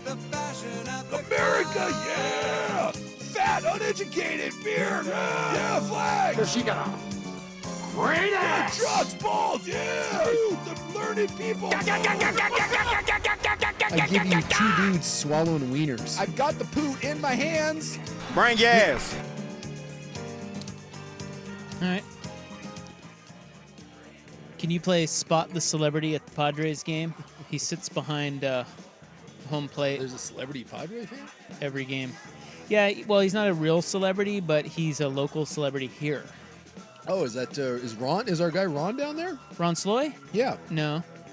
That's a great guess, though. That is a good guess. I could see him down there in his beautiful tan and mustache. Yeah. I think he is a SoCal guy now, but I think he's more Palm Springs. Okay. No. tracks. Do you guys know who the Padres season ticket holder? He sits right behind home plate. He's well-known name here. Well-known name here.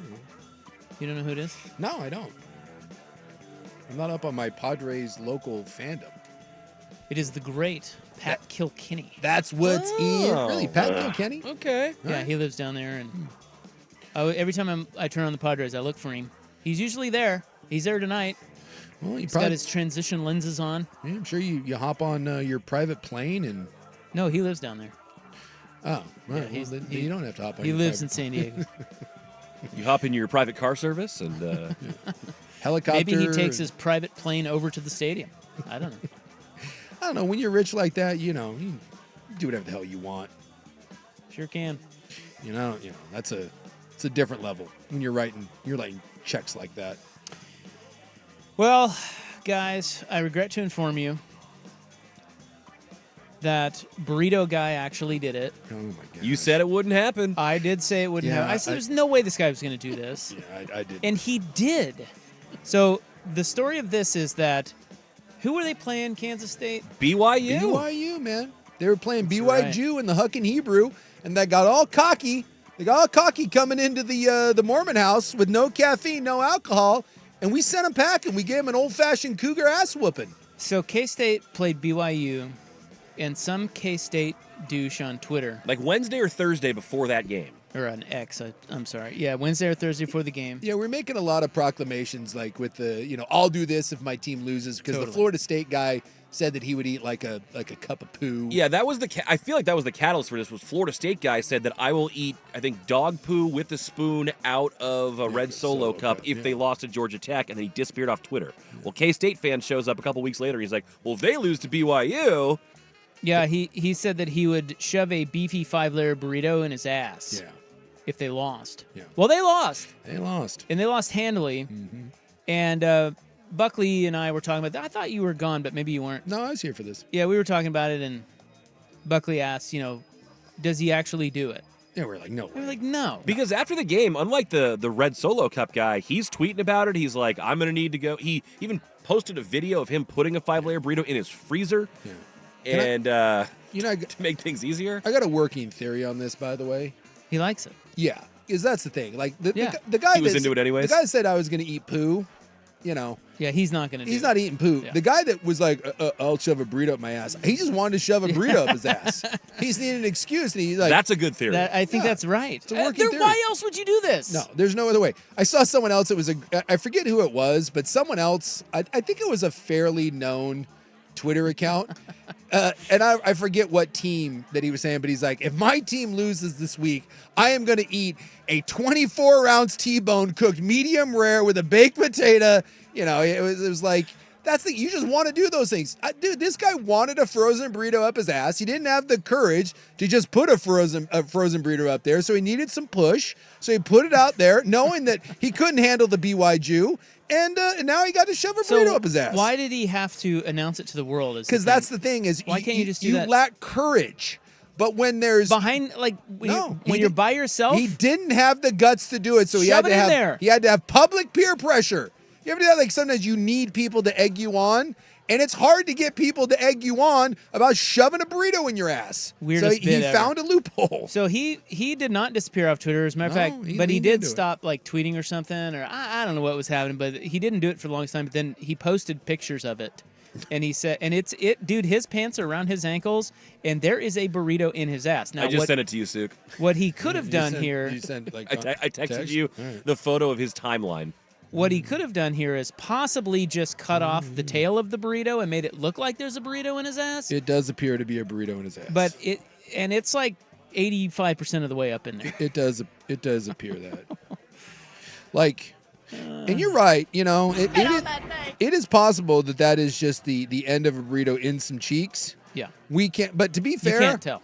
I don't want a deeper inspection. We don't need to see that. No. You're going to take his word for it?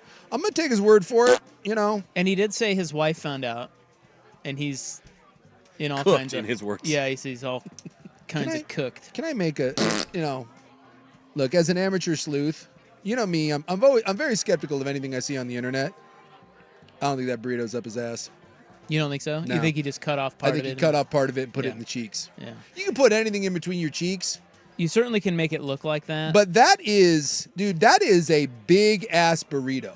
That thing's got some girth. So one of two things here, and this goes back to my working theory. Either that man is experienced and is well versed in this, and he's had other large objects. There's no way that's a first timer. There's no way. So either that is a quarter of a burrito in between some cheeks, or that man is a seasoned expert. You know what? That's like the color of money. He's a pool shark. He walks into a pool hall and is like, oh, what is this game we're playing here? And next thing you know, dude, that dude's cleaning the table. That guy's like, oh, no one could ever shove a burrito up someone's ass. Dude, if that's really there, that dude's had like 72 burritos up his ass. That's an experienced ass burrito right there. Yeah, and he put a brown bag over his head. Yeah. So you can't tell who it is unless you know his ass. Yeah. I think someone's out there like, wait, I know. Hey, well, and you can tell because he's got like I've tapped looks that. like some sort of Afghan in the background. Oh. Look at you investigating the photo. Yeah, look. If that was because he's got like a K-State kind of quilted blanket on his wall. There may be someone out there that knows who this is.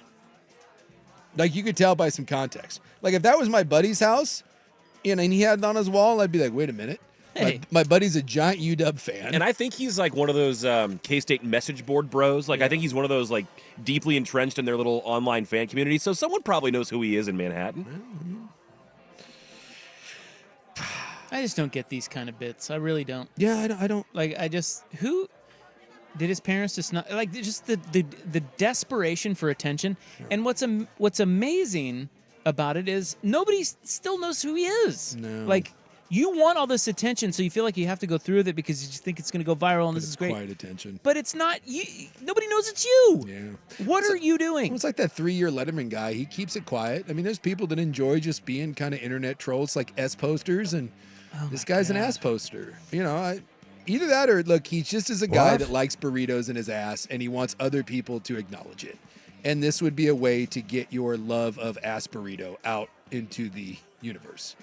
And if that's the case, man, hey, whatever you're into, I'm not here to judge. Whatever you got going on.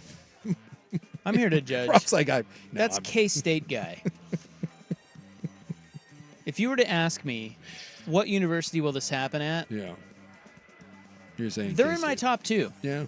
Them or Missouri. Missouri. Somewhere in Florida. Somewhere in the Tampa area. Beeves had that weird sheep guy, right? I did think about that. He did kidnap a gay sheep. But sheep Although we different didn't than do burrito. anything with the sheep. He just kidnapped How do you know? Well, that's true. You don't I thought know he that. tried to do something with the sheep. I don't think so. I think he just got caught with the sheep in the back of his Wasn't car. he like shirtless though, or naked? No, that or... was a different guy that I'm got conflating naked stories. and then broke into someone's house. And then when the police confronted him, he got into a 3-point stance.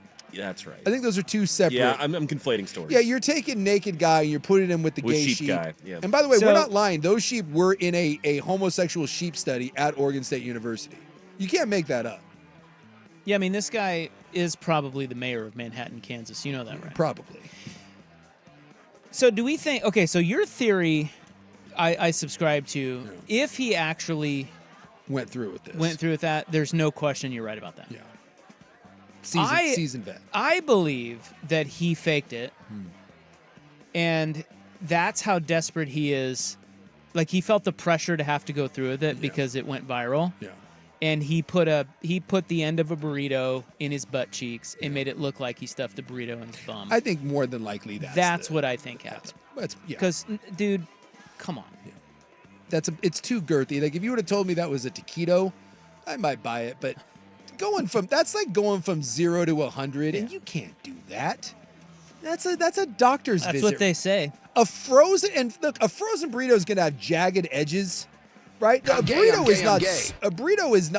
burrito is not gonna be smooth. Well, a non-frozen burrito isn't just going to go up there easy either. No, which I'm saying that there's just no way. The logistics of it don't make sense. I don't buy it. Yeah, this guy said, I think he just said something stupid. It got out of hand. He hates the Dabo Sweeneys of the world that don't back up their words. He's a hero. In his mind, he probably is. He probably hates the Florida State Red Solo Cup guys of the world who say stuff like that online That's and right. don't follow through. That's his right. real nemesis. That's right. It is sad that it's so sad. And look, I'm not gonna say who this is because I don't want to give him any more attention. But I know people in my life that I'm aware of that will do anything, and I mean anything, to get public attention when it comes to social media. I mean, like calling places to try to get on the news. Like it is like, I swear, it's like their sole mission is to get noticed. And it's so weird because it's in such a small scale, but I really think that is the new that's like the fentanyl of the non-junkie world. That sort of addiction to attention, Social media attention. going viral. It is. I do know that. Outside of like the hardcore, drugs, I just can't. I don't remember anything in my life that I've seen that wraps more people into it and destructive behavior, and it doesn't matter at the sacrifice of anything. It's just that the attention that people crave. It's amazing the lengths that people will go to, including apparently sticking a frozen burrito in your ass because Kansas State loses to BYU. Of all teams, by the way. Yeah. A team, if you were to pick a team that would be most against a burrito in an ass, it would probably be BYU. And yet, my most favorite part of the entire saga was after the victory when BYU's social media team just posted a picture of the guy after the big punt return and it said, "Live Moss." I mean, they leaned right into it. Hey, that's not okay. That's a violation of church honor code. Honor code. And as someone that's faced the honor code multiple times, never convicted, can't do those things. A couple of quick texts here. No. Vancouver Ford text line. Going viral is one of my worst fears. Yes. Yeah. Another one says, this is deal. Wait until he hears about Photoshop. Yeah, Yeah, there's easier ways to do this, man. And But that would, you know what? That wouldn't be right. This man's got integrity. somebody else said, I wonder how Taco Bell feels about this. Can't be good for business. Oh, I bet it's good for business. It's just they're not going to comment on it, but no, he's they're They like, can't, but I bet they love it. yeah, they love it. They love their burritos. Yeah, being out you there. gotta find something. Yeah, there's got to be something easier, like like a Baja Blast or something. Yeah, I wonder how he got on this item. There's half a dozen other items on that menu that would be easier than that. How about a churro? Yes. Somebody on the Vancouver Ford text line says, well, now that we were down this road, what fast food item would you choose? Maybe a yummy churro? I really think if you're going Mexican food, I think you got to go with a Taco Time. Like they've got like the small, crispy rolled burritos. These things are tiny. They're like taquitos. I think that's the way you got to go. I'll take a French fry, please. Oh, there you go. Gross. God, this is not a good bit. Little mozzarella stick for Rob. It's got more girth, but it's shorter. Yeah, mozzarella sticks got some girth to it. You might be onto something with the fry, although. Do you have to put like an entire order of fries? You got to get like a grip Please of no. fries? What about a Mexi nugget? All I have is visuals, and it's gross. You can't do like a Baconator or something. That's just logistically impossible. What about some mashed potatoes? Some KFC. Some KFC. I will put an order of KFC mashed potatoes and gravy. Put some of the mac and cheese in there, too. Some Cajun shrimp.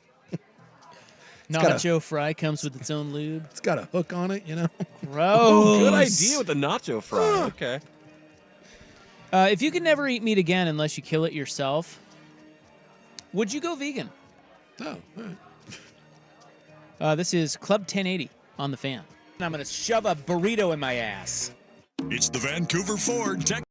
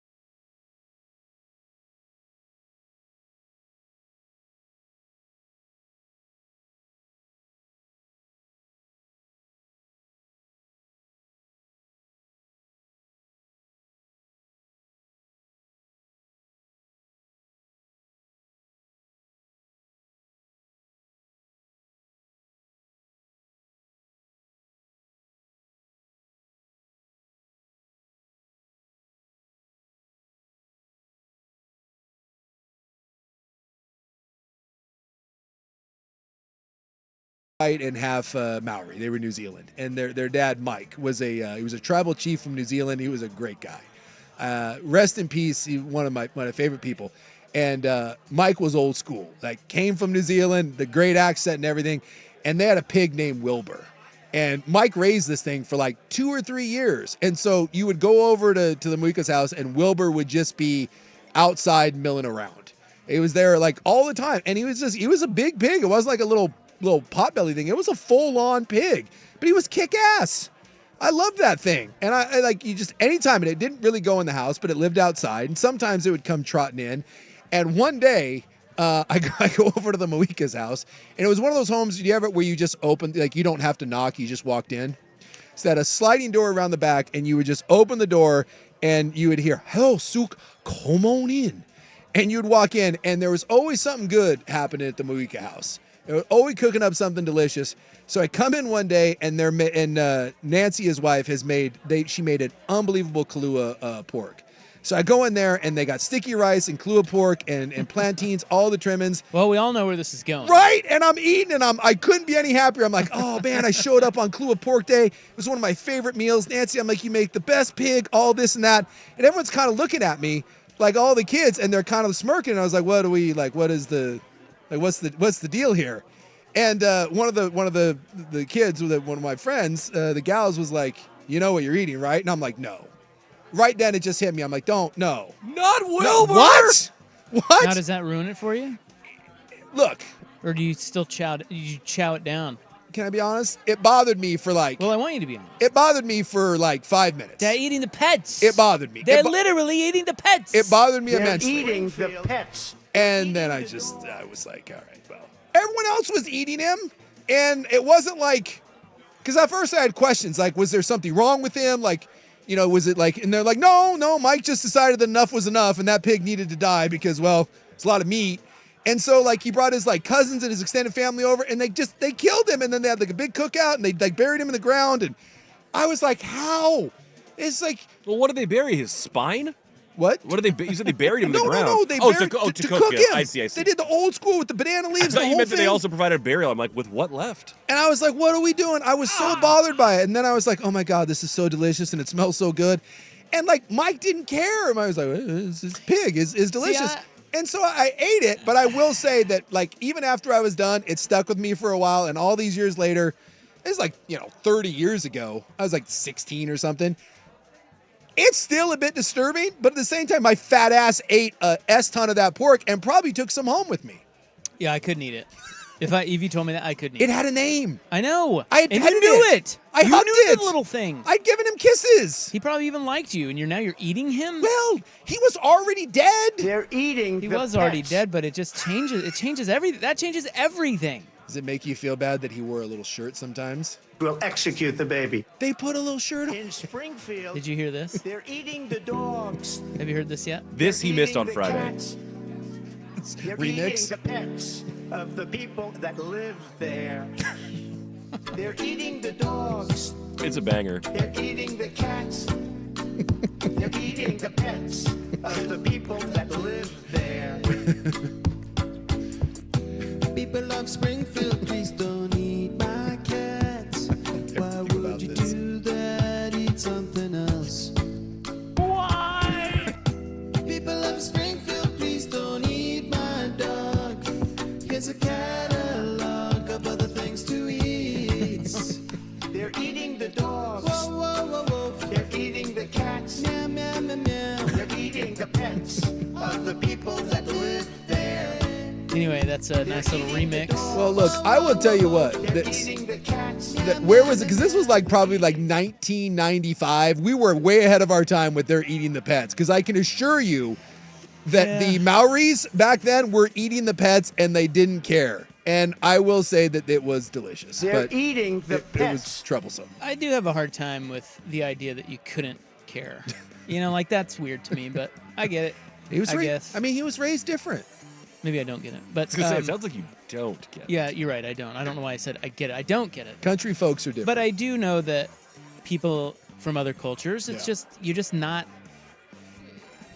Yeah, I think I would give more leniency to people from raised elsewhere than here. But okay, country, yes. I mean, I grew up in rural Kansas. Yeah. So you'd think I'd get this, but I still don't. I would look because I've done it, but I would. I mean, I'm talking about your pets. Yeah, I would struggle. Like I've always wanted a goat. Well, I think it'd be great. Having cows and chickens. Yeah, it's a little different. That's different than a pet. I would struggle if I ever got the goat that I want. I would struggle to eat my goat. I would have. Well, you didn't struggle to eat Wilbur. Wasn't mine. I did give him kisses though. And to be fair, I didn't know it was Wilbur. And here's the thing. Is there a little bit of malpractice on their part for not telling me 100% that I was eating Wilbur? They should definitely have told you They that. dropped a gotcha moment on you. Because they're lucky that they got you who didn't care because you're soulless. But if they got somebody who really cared, they might have puked all over the table. And Wilbur's now Wilbur's not only dead, he's inedible. It's tasty. Seriously, that would have given me a gag reflex. Yeah. It shocked me. It shocked me. Question: if the whole fan staff are in a full-on survival situation and decide to resort to cannibalism, who gets eaten first? Something tells me Dusty would taste the best. Really? Yeah, but Dusty's too squirrely. That's from a listener. Dusty's not dying first. I hate to say it, but you got to be a victim first, and Dusty's not that. Well, is the question who would die first or who you would want to eat first? Yeah, those are two different things. I'm saying because we would obviously have to kill someone. But wait, does it are you really deciding who to kill first based on how they're going to taste? That's kind of. I think you're just going off of ease of killing them. I think you're doing who you hope dies first because they'd be the tastiest. Really? You think? Well, that's what I thought the question was. Well, I know, but I'm asking the question. If you line up 10 human beings, are you really making a determination about, and you're going to be a cannibal? No. Are you really making any sort of, your decision of who to kill has nothing to do with how they're going to taste, because they're all going to taste the same. It's just who matters the least to you. It's solely based on who matters the least, and let's be honest, I hate to boil it down to this, it's who's the easiest to kill.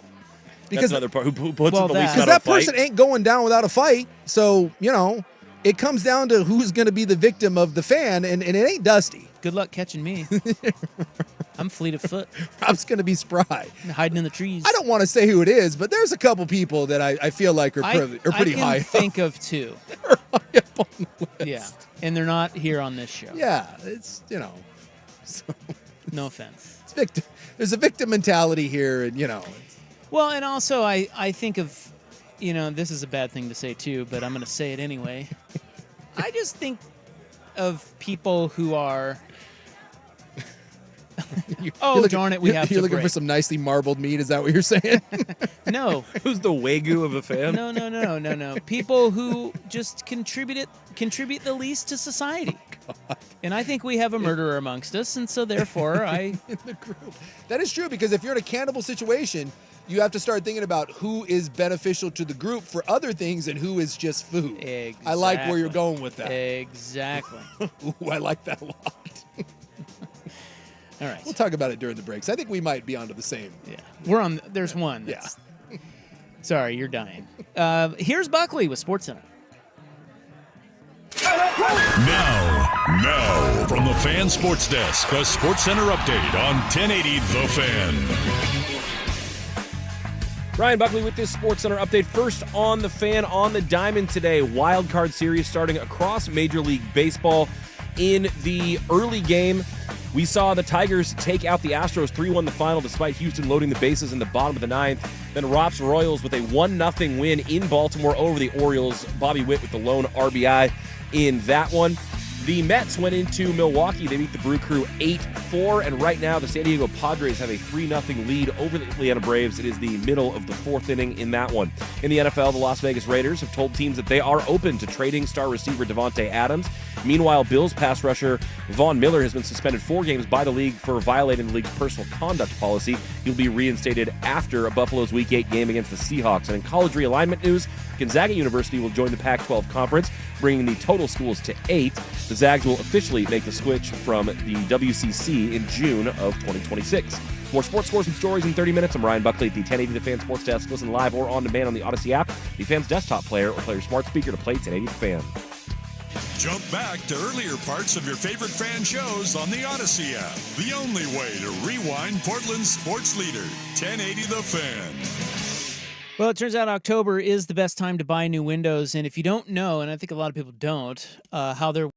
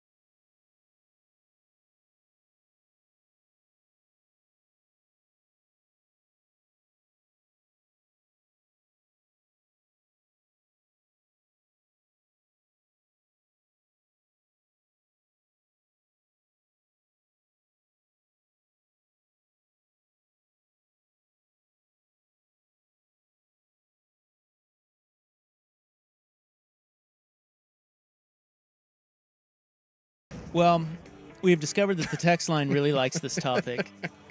It's the most morbid topic, and that's saying something considering this show. Well, it wasn't brought.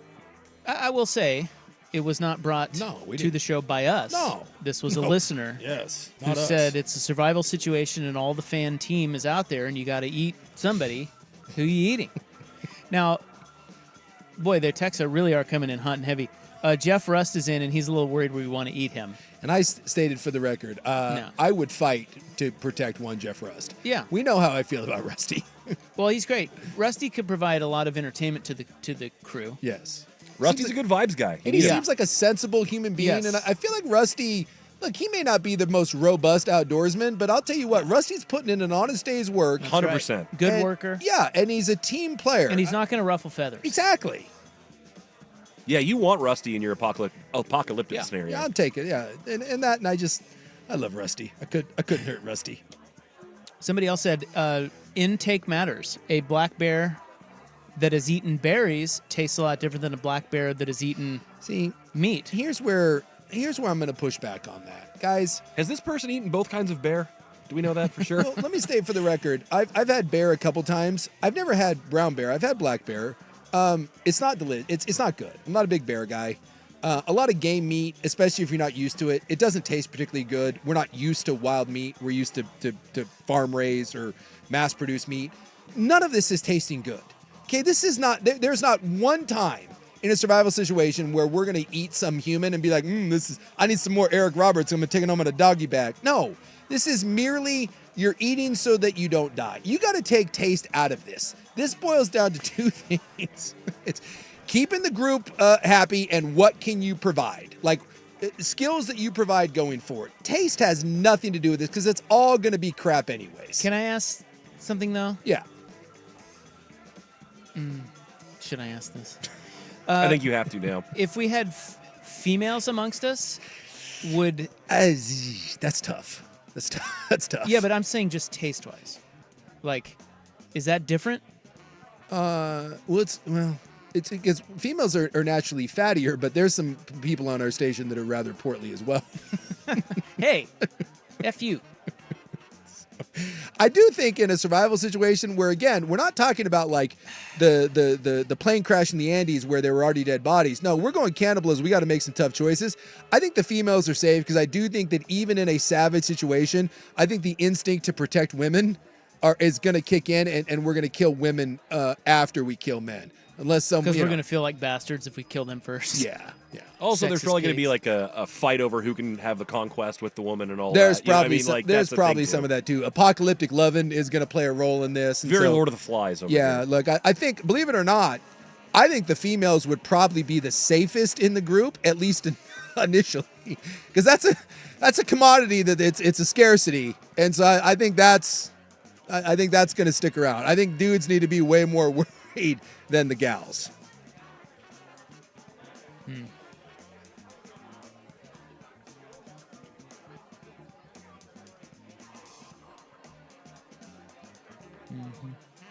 I mean, look, I don't want to call anyone out, but there's a couple people that are, you know. Well, we can't call them out. No, because then we're on record talking about wanting to eat people, but you know. We can't call them out. But yeah, I think everybody has a pretty good idea of where they're standing in this hierarchy. Well, and if you're not being delusional, you know roughly where you're at. And look, there may be some, some movement there. It's like picking a top 25 in college football. There's going to be some opinion, but look, we know who the preseason top 5 or 6 are going to be, and we know who's not going to be ranked. So look, if you're Deal says Patrick is going to be interesting. He is an interesting one. Like the text that said, I wonder if all the cocaine is going to make Dusty taste funny. God. It comes down to, again, skills that you provide. Can you get along in the group, or does everyone hate you? Because, here's the thing. There's going to be an assumption, and I'm not trying to be like an ass, but I'm going to be the hardest to kill. But if everyone hates me, and there's 5 of you that decide that I'm going to die, guess what? I'm probably going to die. So it's not just about being able to, I'm pretty confident that if it comes down to me and one other person, that person's dead. Yeah, but your problem is you annoy everyone. Yeah. So, if you get enough of you You're together. gonna have to be on your best behavior, you son of a bitch. See, here, can I tell you what my strategy is right from the get-go?